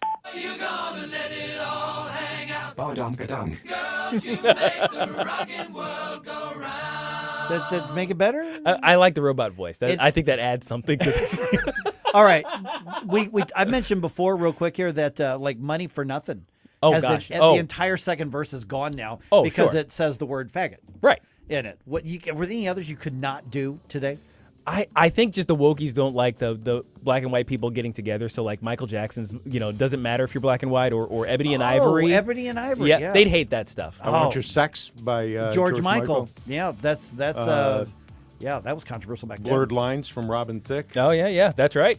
I didn't realize how explicit that was until I actually listened to the lyrics. It's like, oh wow, yeah, jeez. I don't have to tell you it's hot time summer in St. Louis, so why the heck are you still dragging those hoses around your yard? Tim Jones here for Professional Irrigation Systems. They will do a residential irrigation install in one day, custom irrigation designs for every property. We made that decision years ago. We've never regretted it. Irrigation installs improve your curb appeal. They also have got landscape lighting and fertilization packages as well. Make your yard the envy of the neighborhood. 636-692-4441, 24/7 at proirrigation.com. That's proirrigation.com. You can spend a lot of restless nights trying to figure out how you're going to make all those credit card payments. Why not consolidate all your debt into one manageable payment? My friends at Homestead Financial Mortgage can help with a cash-out refinance. Contact them today. Take the first step in regaining your financial freedom. Use my website, larry.homesteadfinancial.com. Take charge of your financial future. Go to my website, larry.homesteadfinancial.com. KLGY HD3 Clayton, K270BW Bellefonte, KNBS Bowling Green. This is News Talk STL at 1019, 94.1, and always streaming at newstalkstl.com. News this hour from townhall.com. I'm Rich Thomason. Hundreds still unaccounted for following the deadly Maui wildfires. Authorities say they're still trying to locate more than 800 people 2 weeks after the deadliest wildfire in more than a century in the U.S. swept through the community of Lahaina. As of Monday, at least 115 people were confirmed dead. When a wildfire destroyed the California town of Paradise in 2018, Butte County published a list of the missing in the local newspaper that helped identify scores of people who had made it out alive but were still listed as missing. But officials in Maui say they're not sure if publishing a list would violate privacy rules. I'm Donna Warder. Apparently trying to connect with his audience, President Biden, during a visit to Maui yesterday, talked about a small kitchen fire in his home 19 years ago. He also promised ongoing federal aid to help Maui recover from its destructive and deadly wildfires. FEMA's quickly provided 55,000 meals, 75,000 liters of water, 5,000 beds, 10,000 blankets, working to help remove the debris, repair roads, and restore power. Several dozen protesters turned out to greet the president with chants of "Go Home, Joe." A green light for Alabama to enforce a ban on the use of puberty blockers and hormone treatments for youngsters. The 11th U.S. Circuit Court of Appeals lifted a U.S. district judge's ruling that had temporarily blocked the state from enforcing such a ban. A trial is scheduled for April 2nd on whether to permanently block the law, but the appellate decision is a boost for Alabama's efforts to keep the ban in place. The ruling only applies to the Alabama ban. I'm Lisa Dwyer. Former President Trump says he will surrender on Thursday to face charges in the Georgia election interference case. On Wall Street, Dow futures 64 points higher. More on these stories at townhall.com.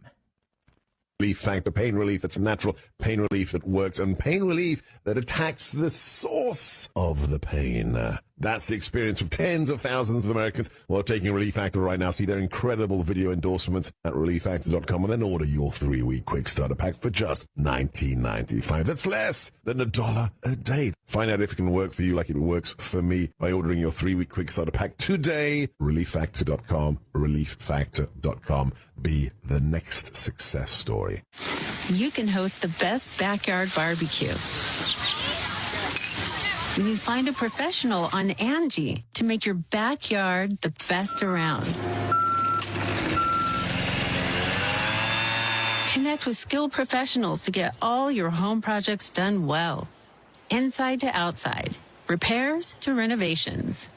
Get started on the Angie app or visit Angie.com today.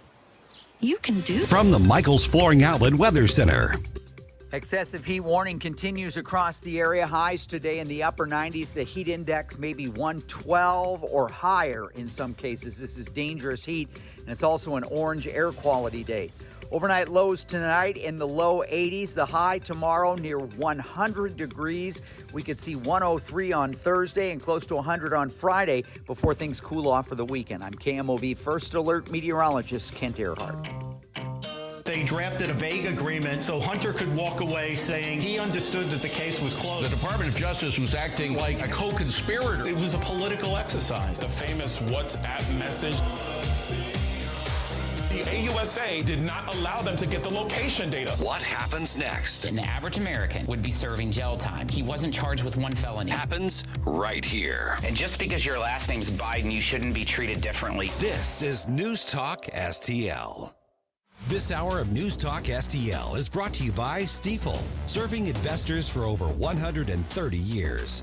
Contact your Stifel financial advisor at stifel.com. That's STIFEL.com.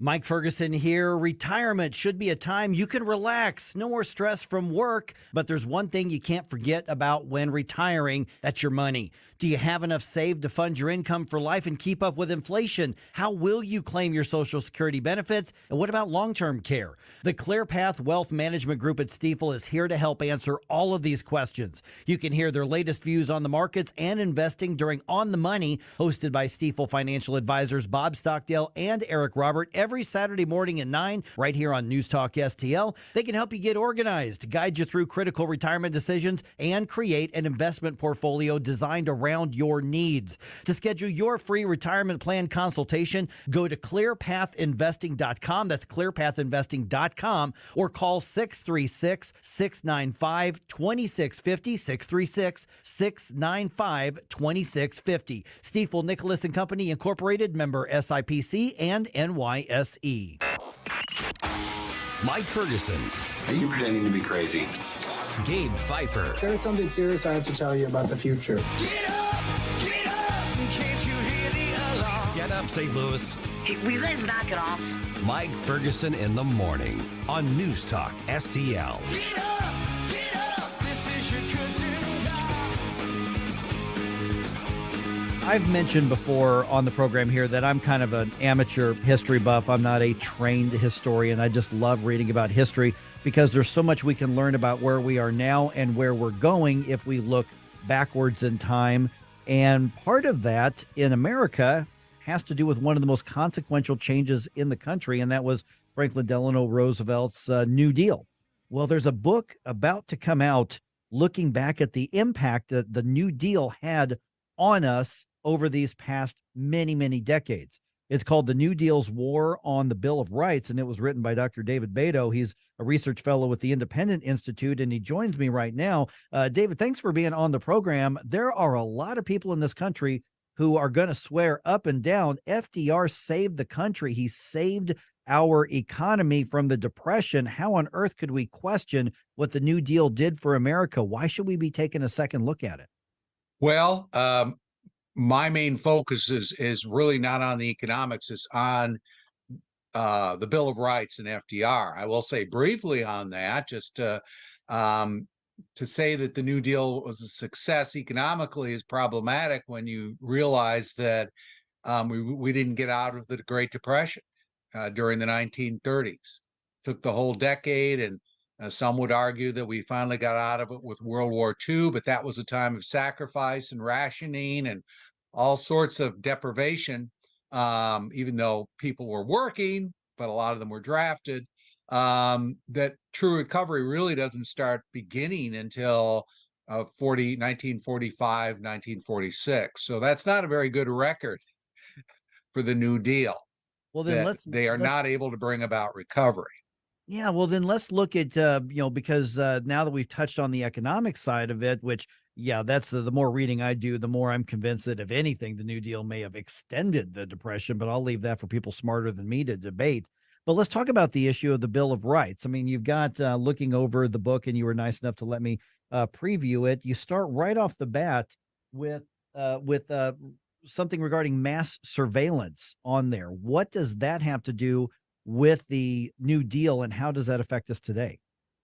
Well, it's a precedent, and there are striking parallels to current debates about civil liberties and deplatforming, all sorts of things. Surveillance is one of the parallels.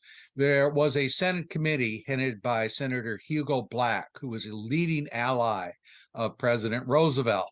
And Roosevelt basically recruited him for this committee. And the purpose of the committee was to investigate lobbies, but specifically to investigate anti-New Deal organizations and figures.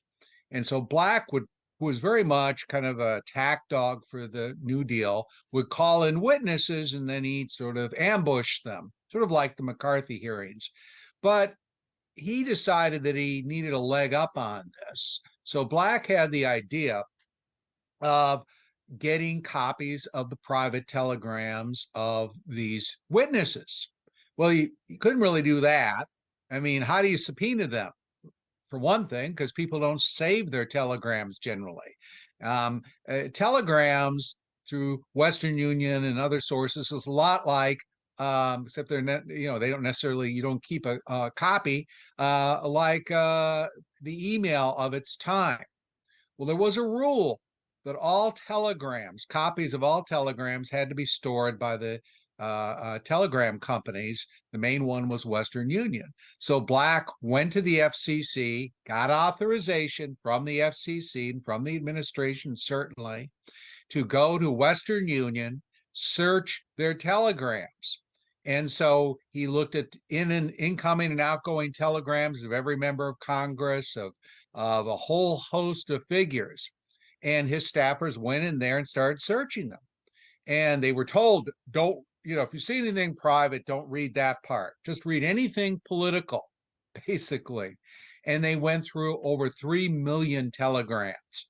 So I think that qualifies as mass surveillance, maybe a little bit more primitive, but certainly, it's like, you're giving permission to Google or whoever, Gmail, to go down to the headquarters there, and they just scoop up all these private emails and read through all of them. They have a list of people, and they don't even tell the people that they're reading them. So that's would be comparable to that, I think. Yeah, and there's a lot in the book on the freedom of speech and the infringements on that as well. We're visiting with Dr. David Beto from the Independent Institute, and the book is called "The New Deal's War on the Bill of Rights." And I think when you mentioned precedent, I think that's why the conversation is important and why I'm so interested in what you've worked out here. Multiple chapters that you've got reference freedom of speech, everything from radio to others. Why was that so important to FDR and his allies in pushing the New Deal through? Well, initially, FDR is very popular. He comes in 1933. It's a national emergency, and people are inclined to say whatever you want. But by 1935, there's rising opposition where people are getting tired of this. And the New Deal doesn't seem to be working for a lot of people. And there's a lot of rising criticism. So at that point, and then other points like this as well, after the 1936 election, when he tries to pack the court, you're getting opposition. He gets very worried about opposition. And that's one of the things he's doing with the Black investigation. Now, later, after Senator Black is promoted to the Supreme Court, first and foremost, because he was so effective or was seemed so effective during the Black committee hearings, his protege in the Senate, who's as loyal to the New Deal as anyone and very effective, is a senator named Sherman Minton. Minton does a very similar investigation, but he also proposes a very controversial bill, and I think that FDR put him up to it. I can't prove that, but I got some good circumstantial evidence because Minton was not a guy to do something on his own. And this was a bill to ban all or make it a felony to publish any article known to be untrue. And it was called a gag bill. And he proposed it in the Senate, and it was shot down within a few hours by opposition from both left and right, who said, you can't do this. And FDR backed off and basically left Minton hanging in the wind. And this bill, the good part of the story here is you have a left-right coalition. You have people on both sides of the spectrum that are for free speech, even for people they disagree with. And that's a lesson that we can learn from, and sadly not as true as it once was, where you're willing to put yourself in other people's shoes and say, that's wrong. That violates the First Amendment. Yeah, and when you were describing that, I was thinking, boy, that sounds an awful lot like some of the recent efforts to quash what one political narrative would call misinformation. We don't like it, therefore it shouldn't be allowed to be out there. So it looks like there are some parallels to that. Now, David, we've got just about a minute or so left in the program here. The book is coming out in October, but can people at least get their order in now? Yes, they can. They can get pre-publication orders, and you just go to Amazon, or you can go to the Independent Institute. And again, it's called The New Deal's War on the Bill of Rights. And I'll read the rest of the title, which tells you some of the issues. The untold story of FDR's concentration camps, censorship, and mass surveillance. So we've just hit the tip of the iceberg here. There's a lot going on in the book, as I think you'll agree with me. There's a lot of material there, and all you got to do is look for it. So I wasn't inventing this. I found all of this material. It's out there, and a lot of it has really not been written about very much. And still very applicable today. If we want to learn where we could be going, we need to look at where we have been and how we got here. David Beto, Independent Institute, thanks so much for the time. Once again, the book, The New Deal's War on the Bill of Rights. Thank you, David. Thank you very much.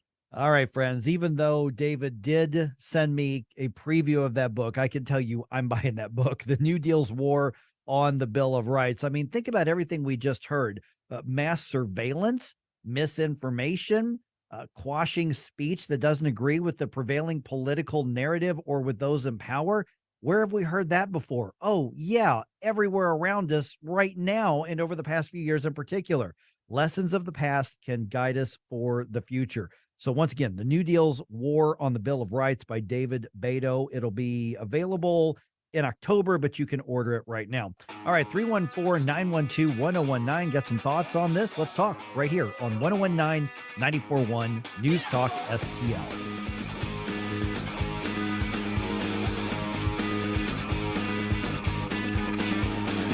Try to make me stop, no inspiration. For podcast articles and more, find us on newstalkstl.com. Get up. It's Mike Ferguson in the morning. Stop right now. I have had enough of this. Turn my eyes to your indifference. Stop right now before you blow us all away. Well, it is definitely summer here in the heartland. Time to call Hanson's Tree Service for all of your commercial and residential tree care. Tim Jones here for Hanson's Tree Service. Let him come out to your homestead or your business today. Take care of everything regarding the exterior of your home. Grinding and land clearing, all residential and commercial tree services. They've got fantastic organic mulch in bulk. Plant health care as well. Give them a call, 636-379-1830, 24/7. They're always available at hansonstree.com. That's hansonstree.com. Oh, Hank, what a wonderful spider web you have built for us. I love this fabulous space we have right here in the corner of the kitchen. Thanks, Charlotte. I think I'll build us a vacation web in the coat closet. Oh, no. It's the pest control company again with those green wheels. They always kill the move. This is Derek, the owner of All Solutions Pest Control. Give us a call today at 636-486-7888. We'd love to help you out. Learn more about our special $67 offer. You can visit us online at allsolutionspestcontrol.com. If a pest-free home is your goal, call All Solutions Pest Control. Let's cut a deal at Seidenstricker Nobe Partners. Save up to $5,000 on a select John Deere compact tractor package with our exclusive 10-year warranty. And to make things better, we're offering 0% financing for 60 months with zero down. Get your John Deere equipment by shopping online or visiting us at any of our 28 locations. Let's cut a deal now at Seidenstricker Nobe, snpartners.com. Offer valid through 9/30/2023. Some restrictions apply. See dealer for details. Tony Colombo here, reminding you to visit my friends at Bluff City Outdoors in Alton before your next trip into the great outdoors. For decades, Bluff City Outdoors has covered all the needs for area fishermen, and they'll always have all the best bait, tackle, and gear for your next trip on the water. And now they cover all your bow hunting needs, including their state-of-the-art indoor archery range and techno hunt system, open every day for you to come shoot, or you can join a league. Follow Bluff City Outdoors on Facebook and learn more at bluffcityoutdoors.com.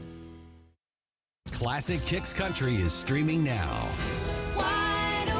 Hear all your new country favorites from the 90s. I should have been a cowboy. Streaming as it happened in the 90s. Classic Kicks. Let's go, girls. Download the Classic Kicks app from the App Store. Online at ClassicKicks.com.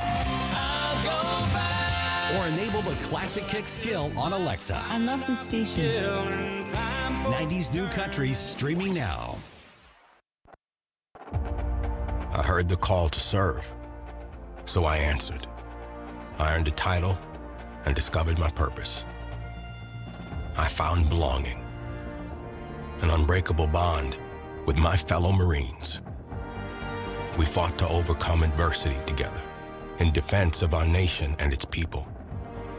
I've lived a full life, rich with meaning. And even though I no longer wear the uniform, I am still a Marine. My service has come full circle. I will always look after those around me. I will always uplift and support my country and my community. Because that is the promise I made. That is what it means to be a Marine. Semper Fidelis. Always faithful, always Marine. Thanks for taking my call. News, analysis, opinion. Radio news junkie. Love every bit about it. News Talk STL.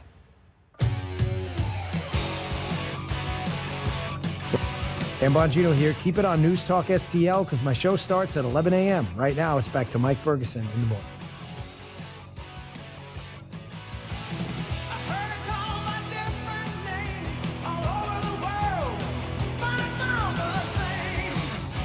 All right, we know who's in and we know who's out of tomorrow's debate, which, by the way, we've got some pretty cool pretty cool live reaction to that. I'll tell you about in a little bit as well. And the Biden administration going to court to try to stop the effort to secure more of the southern U.S. border. Let me repackage that here. The Biden administration going to court to try to stop the effort to secure the southern border. But I thought it was secure, Mike. Yeah. I thought it was closed. It's too secure. We got to do something about that. Okay. That's actually what's happening. All right, it is 8:21 right now. I'm Mike Ferguson. That is Stel Pontigas. All right, get this. A private organization paying to add police protection to downtown St. Louis. Not City Hall. A private organization that raises money. Okay, the St. Louis Police Foundation is a nonprofit that raises money to support law enforcement in the city and in St. Louis County. So, I mean, usually we're talking about equipment and we're talking about support for the individual officers, and sometimes departments need extra things that just isn't in the budget, so they try to supplement that. But the group, once again, the St. Louis Police Foundation, is agreeing to spend about $860,000 to fund overtime patrol shifts that will consist of one sergeant and 6 officers at a time. So these are 4-hour overtime shifts in and around the downtown area. This is a pilot program. Maybe more police patrols will actually help, you think? But this is how pathetic it is at St. Louis City Hall that they simply have to have somebody else come in and say, if you're not going to do it, we're going to do it. So additional sergeants, additional police officers being paid for, not by City Hall, not by those tens or hundreds of millions of dollars between the ARPA funds and the NFL settlement, but a private group raising money that says we need to put more police in and around downtown St. Louis. So if you're not going to pay for it, we will. Let's see how this goes. That's how bad it's gotten. You know, the part that's so annoying and it really ticks you off to the nth degree is the fact that finances are there right now to handle stuff like this. Yeah, it's basically been dropped in their lap between the federal government and with that settlement money. And the City Hall folks basically say, we just don't know what to do with it. We're going to have town hall conversations. Come in, tell us what your priorities are be, St. Louis voters, St. Louis residents. How about you've got a responsibility and a duty, but they have such a defund the police mindset that they can't simply take the money and say, well, we need more 911 operators. We need more police officers. We need more firefighters. That should be priority number one, because safeguarding the rights and protecting people is a legitimate government function. So let's get up to speed on that. But no, that's just too difficult of a conversation. Unbelievable. Apparently reimagining public safety, as we've heard the mayor say, is a little more complicated than just get additional people on the job. Man, unbelievable. Okay, we're going to talk about the debates, I think, a little bit more here, right around 8:35. But this is going to be news the rest of the week. Donald Trump's bond has been set at $200,000 in the Georgia election interference accusation case. Townhall.com has the story. Terms have been set for the former president's surrender this week on election interference charges in Georgia. Under the bond agreement, Trump is not allowed to communicate with witnesses or co-defendants about the case. Authorities are also prohibiting him from direct or indirect threats, including in posts on social media. Trump and 18 others who were indicted must surrender at the Fulton County Jail in Atlanta by noon on Friday. Greg Clugston, Washington. And Donald Trump is indicating that he is going to surrender for the formal processing and booking and all that kind of stuff on Thursday, probably midday, which means in Fulton County, Atlanta, Georgia, it's going to be chaotic because they're going to have to shut down like all the streets around the courthouse for this. You know, the whole legal side of this, we have constitutional lawyers and legal experts who are saying that there's very little here for Fonnie Willis and the rest of the folks in Atlanta to stand on legally.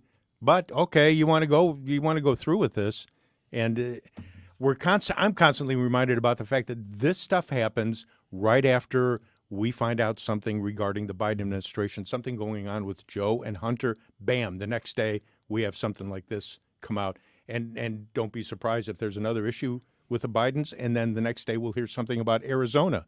And then this is just going to continue through the next few months. I haven't talked to a single lawyer friend, I've got a lot of friends who are lawyer. I haven't talked to a single one, Republican or Democrat, who thinks that the legal strategy is a serious one. You know, try all, 18 or 19 co-defendants, put them all together, try them all at once.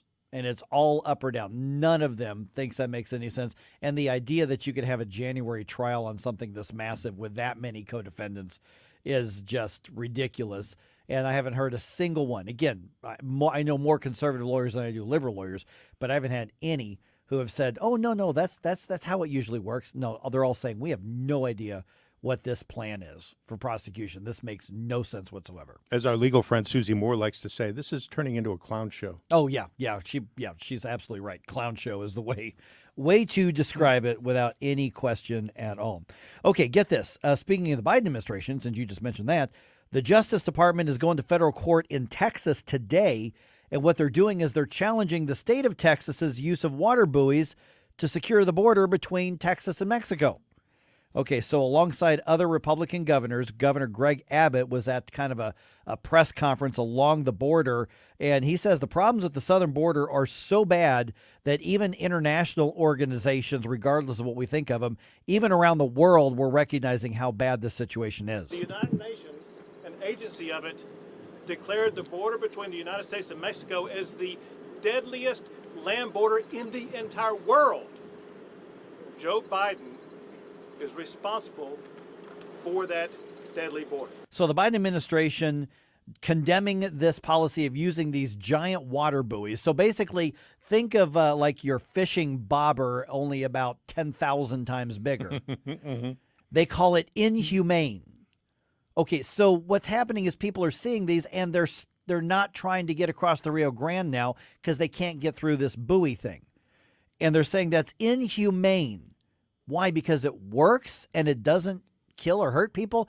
Bottom line is it's stopping some illegal immigration, and so the Biden administration is trying to get that removed. That's literally what the Biden administration is doing right now. So buoys float on the water, correct? That is correct. And from what I understand, the border goes down the middle of the river, I'm presuming, because that seems to be the case with most rivers. Yeah. You have the border through the...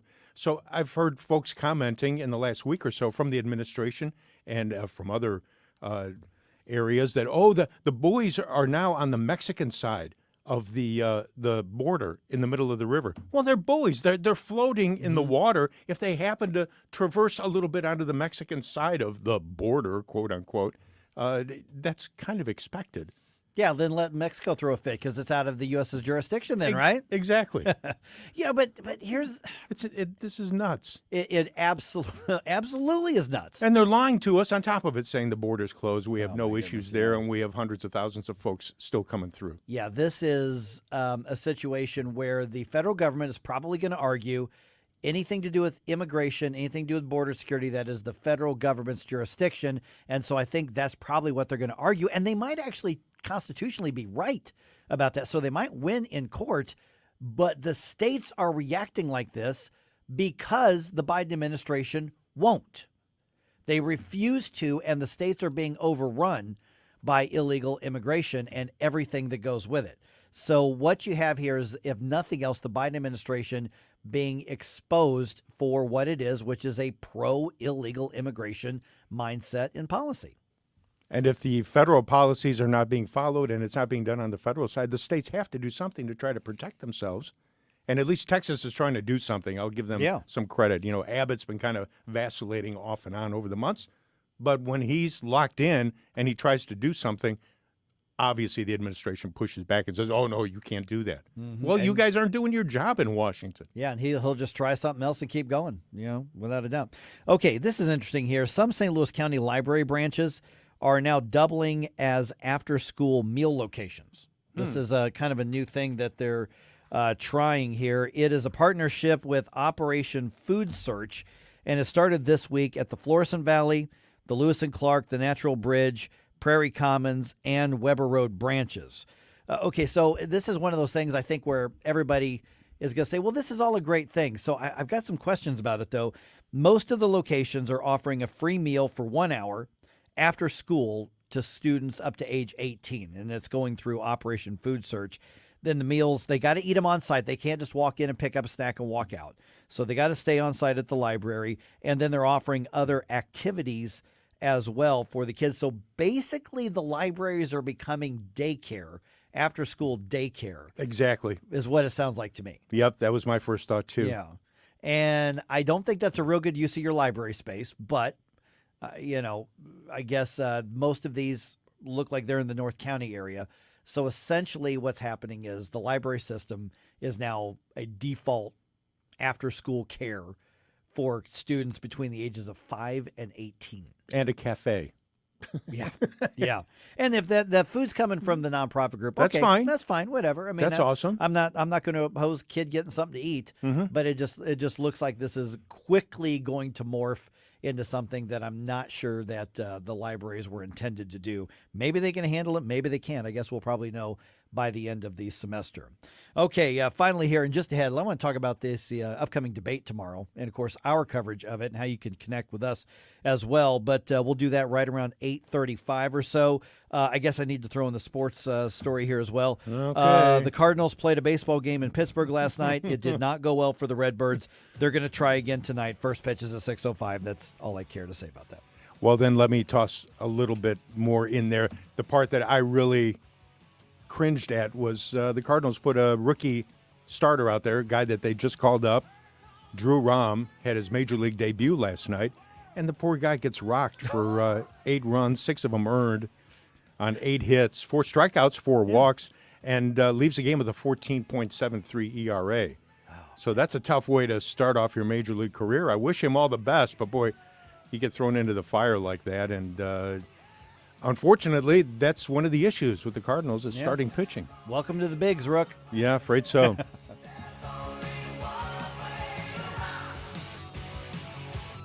Like us on Facebook at News Talk STL.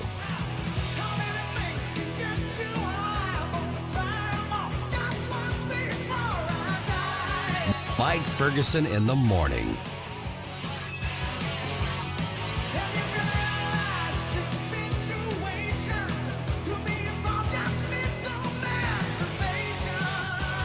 From the Michaels Flooring Outlet Weather Center.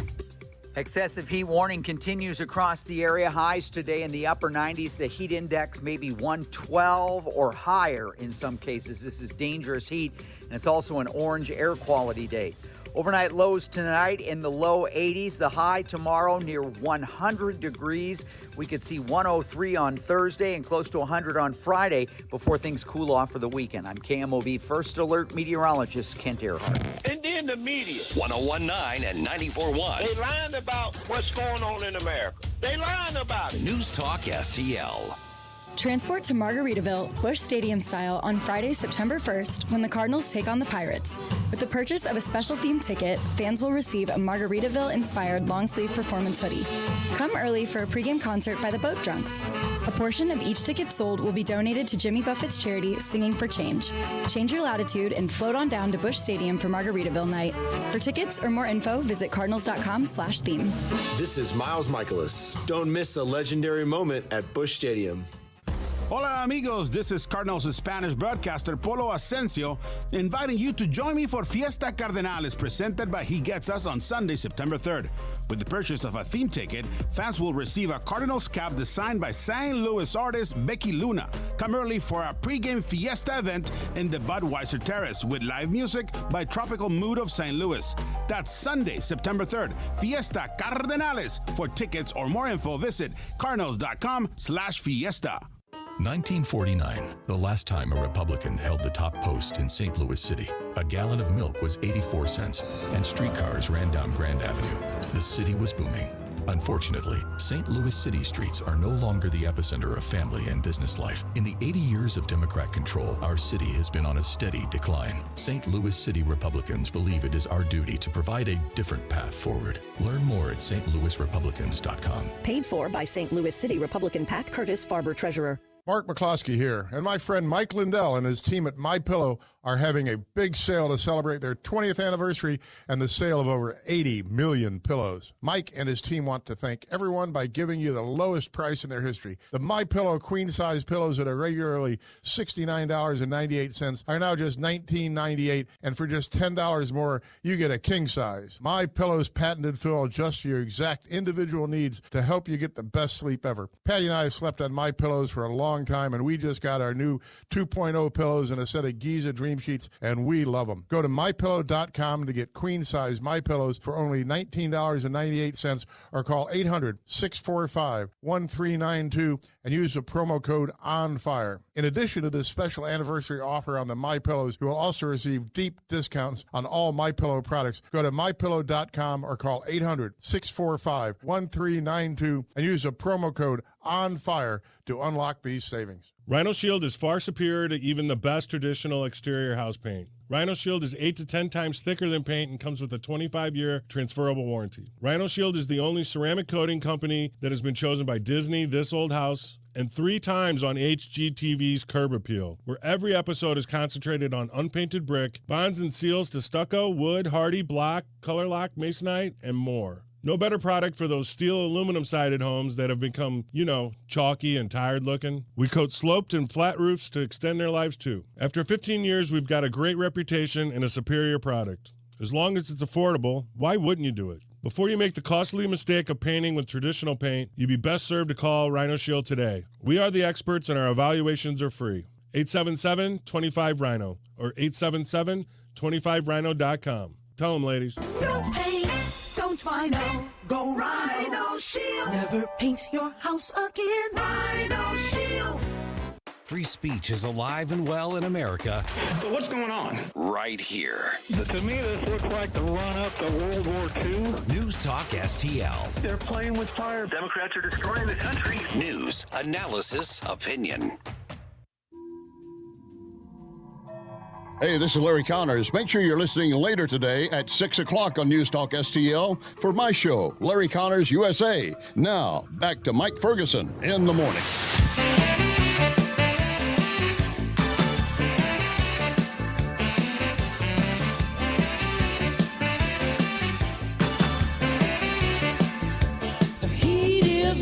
Well, that's kind of apropos. Yes, it is. What did they say the high temperature was just a second ago in that weather forecast?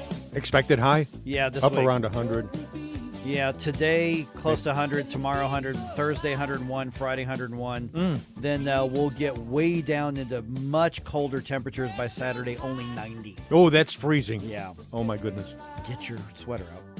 It's the humidity that's really causing the issue. I was shocked this morning, and this happened yesterday morning, too. Yeah. I don't know if we had it much here in the city, but out where we were in Washington, it was foggy. Oh, yeah. No, yeah, absolutely. It's 85 degrees, and we've got fog because of all the humidity. Well, and no wind. And it's also a matter of a lot. I think there's probably a lot of calls going into places like Anton's right now because this kind of heat and humidity, if your air conditioner isn't in tip-top shape, it's struggling right now. Now, Rachel and I just got a new system from them, so we're doing fine.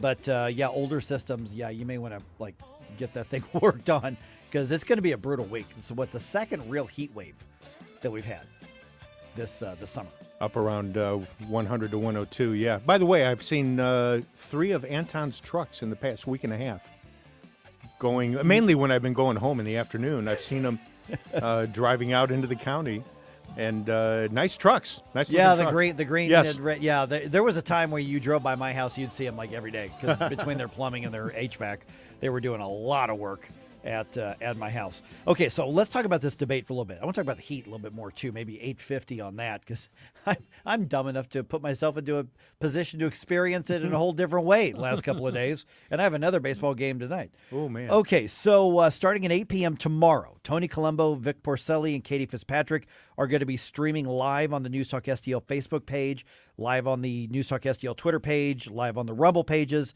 and, of course, the Colombo and Katie YouTube channel as well. So what's going to happen during the debate, we're going to have a live reaction, a live analysis to the debate as it happens, followed up by post-debate discussion with a whole bunch of us as well. All right, it is 8:40 right now. So here's who's going to be in the debate. And that's going to be, and I'm just doing this in alphabetical order here. So let's see here. Governor Doug Burgum, who's the governor of North Carolina, or North Dakota, North Dakota. Former New Jersey Governor Chris Christie, who is, I think, best known for going on to Sunday morning talk shows and yelling about people. Governor Ron DeSantis, former Ambassador and Governor Nikki Haley, former Arkansas Governor Asa Hutchinson, former Vice President, former Governor, former Congressman Mike Pence, Vivek Ramaswamy, and Senator Tim Scott. Those are the 8. So in case you're keeping track at home, that means that Francis Suarez, who is the mayor of Miami, Will Hurd, who's a former congressman, Perry Johnson, who is, I have no clue, and then Larry Elder have all been excluded from this first debate. And Larry's the one that really bums us out. So here's my question, and I'm trying to be as even-handed as I can on this. One, is it a matter of shame on the RNC for not including somebody who's been such a big voice for conservatism for so long, or is it shame on you voters for not picking him in the polls when some automated thing called you? To me, it also shows just how badly the RNC is running this debate. And the thing with Larry is he's so well-spoken that he's the type of individual you want on the stage. This is the type of representative of the Republican Party where you can look at him and say, man, this guy's got his act together. Mm-hmm. We need to give him a viable chance to be involved here. Right. And they decide, no, we can't have him. Right, you didn't meet the criteria. Oh, my So he didn't get enough, basically his social media game's not good enough to get 40,000 individual donors. Because all these others, and this Perry Johnson guy, I've seen his ads in my Facebook feed and my Twitter feed. No clue who he is. No idea what he is. I have no idea. He said, if you donate $1, I'll send you a book. So it cost him money to get into this debate. So he really wants to be in this debate, whoever he is. And I didn't bother to look him up. I didn't send him a buck. That's just the way that it is. So it shows that the RNC allowed the game to be, or the system to be gamed to get in, because how on earth is Larry Elder not in this? Now, I don't think Larry Elder is a contender for the nomination in any way, shape, or form. But there's a few other people who are not contenders. Chris Christie is not a contender for the nomination in any way, shape, or form. But if he met the donor and he's okay, well, then fine. But you're going to put him on there and not somebody like Larry Elder. Come on. It is so frustrating, and I look at it and wonder why the public is even accepting what the RNC is doing. I think a lot of us are very frustrated with the way the whole operation is done at the RNC. The ineptitude of the RNC is very, very irritating. But there will be a good conversation despite it all. Yeah. It would be a better conversation with Larry Elder in it. Definitely. And people can say, well, but Trump's not going to be there. Well, that's Trump's choice. That's nothing we can do about that. Trump's going to go do his own thing. I'm focused on the people who are going to show up, and they are going to answer questions that they don't have any say of getting, and that they are going to answer the pushback, from other candidates. They're going to have to answer for their records, and they're going to get to challenge other people, and that's the value of something like this. I still think that debates are far more valuable in the nomination process, in the caucus, and in the primary process. I think those are more valuable now in our culture than even the general election debate. I think the general election debate is basically an expectation and a tradition, but I don't think that the general election debates really change that many opinions. I think these debates, like this one tomorrow, can sway voters, and I think that they can make somebody more viable in the eyes of people. I think they can also vet some people out and become less viable in the eyes of people. For instance, nobody really knows much about Doug Burgum other than he's the governor of North Dakota. But if he does something really impressive, there could be more people say, all right, I'm checking that guy out. If Vivek Ramaswamy, who people know because he's so good on the stump, he's so good in interviews, well, now he's going to go toe-to-toe with governors and ambassadors and members of the U.S. Senate. So now he's going to get his first actual test, because one of the things that people are looking for is, how is this person going to stand up to the rough and tumble world of politics when you don't control the entire room around you? How are you going to show that you are a leader? How are you going to show that you keep your composure? How are you going to show that you're able to handle pressure when the pressure is really on? And there are so many important issues that need to be discussed. This is a great opportunity. And the fact that mainstream media is no longer dominant like it used to be, and we have avenues like not just alternative media, but we have podcasts and other types of interviews, both short and long form, that give candidates an opportunity to be able to share their perspective on different issues. The landscape is starting to change. Oh, yeah. And so now I kind of wonder, okay, between now and November of 24, which is about 15 months, how important are podcasts and other interviews going to become? Because it gives candidates an opportunity to do more than just a 30-second soundbite or a 60-second soundbite. You can sit down for 5 minutes, 10 minutes, a half hour, or an hour, and really express everything that's on your heart regarding different issues. Yeah, and that's why we podcast all of our stuff here, and occasionally we add additional extra content just on podcast for that reason. Because sometimes you just can't fit everything into an 8-minute, 9-minute, 10-minute segment. So yeah, it's that's absolutely, the landscape has completely changed. And one of the things that's happened is candidates and activist groups, because of that change that you just mentioned, they've tried to find ways to avoid getting directly questioned and get their feet under the fire. So something like a debate gets them back to that. You know, you don't get to say, I'm not going to answer that. I'm not going to, well, I guess you can say that, but you're going to say it on stage in front of millions of people. And that's not going to go well for your mission right now. But some candidates really have a chance to move up, I think, in the eyes of a lot of people. And I think there's a few candidates who have a great opportunity to really introduce themselves as someone to be taken seriously. And I just keep going back to Tim Scott on this. Yes. I think this is a great opportunity for Tim, along with Vivek and a couple of the other guys. But I agree with you. I really want to see how well Tim does. I'm a huge fan of his. And I'll also be interested to see, oddly enough, how the moderators do. Shannon Bream is one of them, correct? Yeah, and Brett Baer. And Brett. Yeah. Yeah, that'll be interesting because they're both not on the same page. No, which I think is fine. I actually think Fox really picked a good pair to do this. I think so. You know, I think because they both got enough. They both got enough journalism in them. I'm not saying that there's really much journalism left in America, but I think both of them will hit with some pretty pointed questions. I think they're going to keep them focused on the issues that actually matter. And so I suspect, though, they're going to do just fine as debate moderators. I would have been okay just with Shannon because I really like her a lot. Yeah. And she has a lot of expertise from the legal side and courtroom issues. But I like Brett, although there are certain interviews I've seen with him where he seems to want to push his agenda very strongly. And okay, fine, I understand that.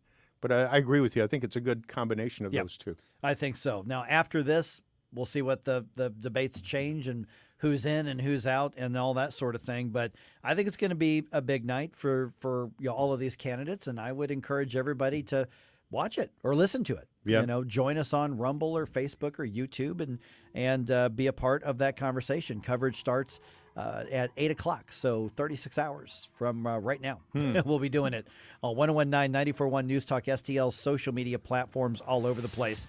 Speaking of the heat is on, take this seriously. Let's talk about that just ahead. We're right here on 1019, 94.1 News Talk, STL. The heat is on the street, inside your head, on every beat. We give you news, analysis, opinion, and more. Only on News Talk STL. Get up. It's Mike Ferguson in the morning. To stay alive, 'cause the heat is on.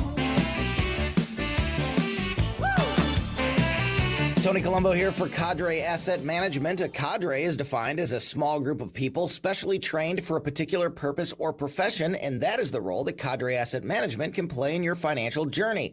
Learn more about how they can help secure your financial future by following Cadre Asset Management on Facebook, or just go to cadreassetmgmt.com. Cadre Asset Management is a Missouri-based independent advisory firm licensed under and securities and investment advisory services offered through Founders Financial Securities, LLC, a registered investment advisor, member FINRA SIPC. My brother-in-law died suddenly, And now my sister and her kids have to sell their home. That's why I told my husband we could not put off getting life insurance any longer. An agent offered us a 10-year, $500,000 policy for nearly $50 a month. Then we called SelectQuote.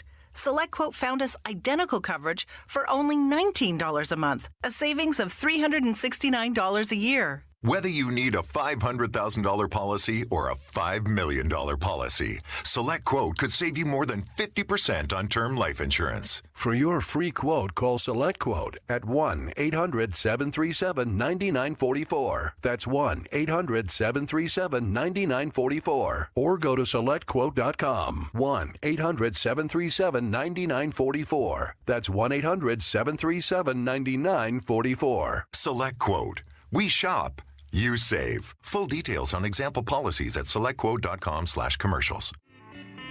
This is Julia Gordon-Bramer, your host of Mystic Fix. I'm a professional tarot card reader, author, and scholar of mysticism. Mystic Fix offers playful, practical advice and spiritual tools for modern living. It's a program for the whole being and journeying the lesser-traveled paths. Each show features guests and authors in lively conversation, ranging from crystals to Kabbalah, yoga to Yetis, and of course, tarot card reading. Mystic Fix, Saturday nights at 8 on News Talk STL. What if the music stopped? If the familiar voices were silenced? If there were no breaking news updates? What if your companion and connection to your community came with a monthly fee?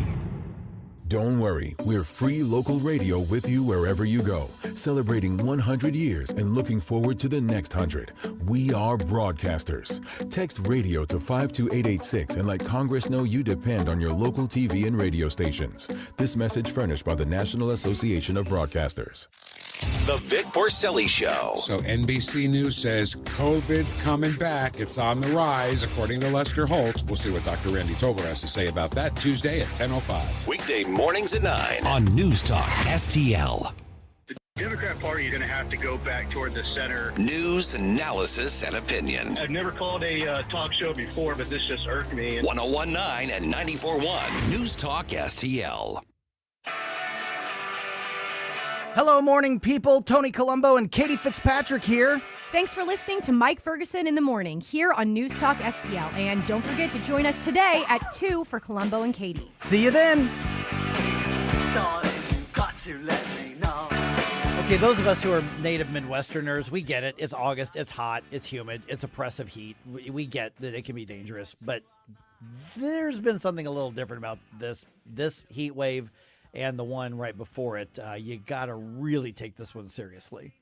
I think a lot of it revolves around the humidity, to be honest with you. I think so. All right, I'll get you some updates on that in just a second here. By the way, coming up on Friday, September 15th, you want to be there. Get your calendar out right now or pull it up on your phone if you're not driving, and mark down Friday, September 15th, starting at 6:30. We here at News Talk STL and our friends at the Hammond Institute for Free Enterprise at Lindenwood University are going to be co-hosting the I'm really looking forward to this still. Is the Constitution at a crossroads? I say yes. Yeah. And how we view it, how we apply it. And Judge Douglas Ginsburg, who is a United States Court of Appeals judge in the Washington, D.C. circuit, so the belly of the beast, is going to be speaking at View 17, which is, University Tower. It's where we had our Dakota Wood and Jim Talent event. Yeah. So that's where it's going to be on September 15th. Now, this is a free event. We just want you to be there, but you do have to reserve a seat, reserve a ticket, because we do expect to be at capacity for this. So go to newstalkstl.com. You can also go to hammondinstitute.org to secure your seats. Now, remember, like I said, this is free, and it starts at 6:30 on Friday, September 15th. There will be a link to watch it online as well, and we can get that to you a little bit later on. But for now, pretty much all of us, I think, are going to be there. I think so. Yeah, so you definitely want to come on out. I'd love to say hi to you out there as well. Let me interject this really quickly yeah. here, because you mentioned about the Constitution, and I said, yes, I think it's in trouble. Here's why I think it's in trouble, and I think you may agree with me. Everyone on the left wants to try to legislate everything, and if they don't get the legislation through, and no doubt the Constitution's got plenty to do with this, they try to litigate. Mm-hmm. So if you can't legislate it, all right, we'll litigate it. Yeah. And that's where I think the problem is. They're trying to circumvent the Constitution and try to do things their own way. That's it. They're trying to circumvent the Constitution, which is what I'm going to be fascinated with. Is the problem with the Constitution, or is it a matter of us circumventing and ignoring it? And if that's the case, how do we use the Constitution to bring government back in control? So does it need to be rewritten, or does it need to be reread and reapplied? And that's what I think is going to be fascinating, because there have been court rulings, when you talk about the litigation, for instance, since you brought that up, court rulings where judges, liberal judges, have just said, it just doesn't seem fair, though. We've had members of Congress going back to the Obamacare debate. I don't care what the Constitution has to say about this. Exactly. I mean, we've heard that out of their mouths. So what's the role of the Constitution? And can you just walk away from something like that? Because if you don't, if you just walk away, if you don't have a Constitution that's binding down the government, then what you have is, frankly, by definition, anarchy. If you don't have a foundational document, you don't have something to restrain government, government will then run over the top of anybody and anything that it can. That's what human history tells us. So before we run out of time, you wanted to talk a bit about the weather. Oh, geez. Okay. So I've got another baseball game tonight. Fortunately, it's a little bit earlier tonight. I was in Belleville till like 10 o'clock, and you know my schedule. That's made for a rough morning here. But the last few days, it has, I mean, I am telling you, I think I've sweated off 5-6 pounds and trying to keep up hydrated. If you work outside especially, or you're going to be outside, like my wife and I, we're going to go buy a car today because my other car died. So I'm going to go buy a car today. So I'm going to be outside looking around at cars and stuff. Take the heat warning seriously. We are under an excessive heat warning through at least Thursday. And my guess is, Stell, and you know meteorology and I don't, my guess is that's probably going to be extended through Friday. I agree with you. Yeah, so lots of hydration. If you're going to do snacks and stuff, grab like fruit, because it's got hydration in it and it's got a lot of other stuff. But seriously, take it seriously. Check on your friends, neighbors, people in your church who either don't have air conditioning or maybe they're, could be in a tough situation, and get them into some kind of shelter, because it's really going to be dangerous next few days. And bring your pets indoors too. Yeah. Pets shouldn't be out in the backyard No. in 100-degree heat. No living thing really should, except for those stupid possums that keep tearing into my trash. They can stay out there and fry for all I care. Thanks for listening on this Tuesday morning, and welcome home to News Talk STL. Hey, Tim Jones here with Tony Colombo for our friends Rodney and Jen Wallner at the Wallner Home Selling Team. If you're thinking about taking advantage of the market and selling your home, don't wait. Call the Wallners now. Put St. Louis's #1 home selling team to work for you. Rodney and Jen have the experience and work ethic that sets them apart from all the rest. That's why they sell 15 times more homes per year than your typical realtor and have so many qualified buyers right now. They'll guarantee to obtain you an offer. The results, Tony, speak for themselves. That's right, Tim. In fact, I recently benefited from those results personally. My wife and I couldn't be happier with the job the Wallners did for us, selling our old home in less than 2 days for significantly more than we were asking for, and finding us the perfect new home. Like so many others, we loved working with Rodney and Jen, the Wallner Home Selling Team with Berkshire Hathaway. So if you're thinking about selling your home, don't wait. Call the Wallners now at 314-810-SOLD. That's 314-810-SOLD. Hey guys, Colombo here, reminding you that if you belong to an organization like a school or a church, or your kids are part of a group or a sports team that needs to raise money, there's no better way to do so than with a TJ's Pizza fundraiser. TJ's Pizza has been helping local organizations raise money for over 30 years to the tune of tens of millions of dollars. A local company helping local people, and there's lots of different ways TJ's can help you raise big money fast. Get started now at tjspizza.com. Tim Jones and Chris Arps in the afternoon. Diana Fergut Roth with the Heritage Foundation. She's the director of the Center for Energy, Climate, and the Environment. There haven't been more hurricanes. There has been more hurricane damage because we're building more expensive homes along the coast. Because if you're building a $4 million mansion instead of a $40,000 house, then that's $4 million in damages. Tim Jones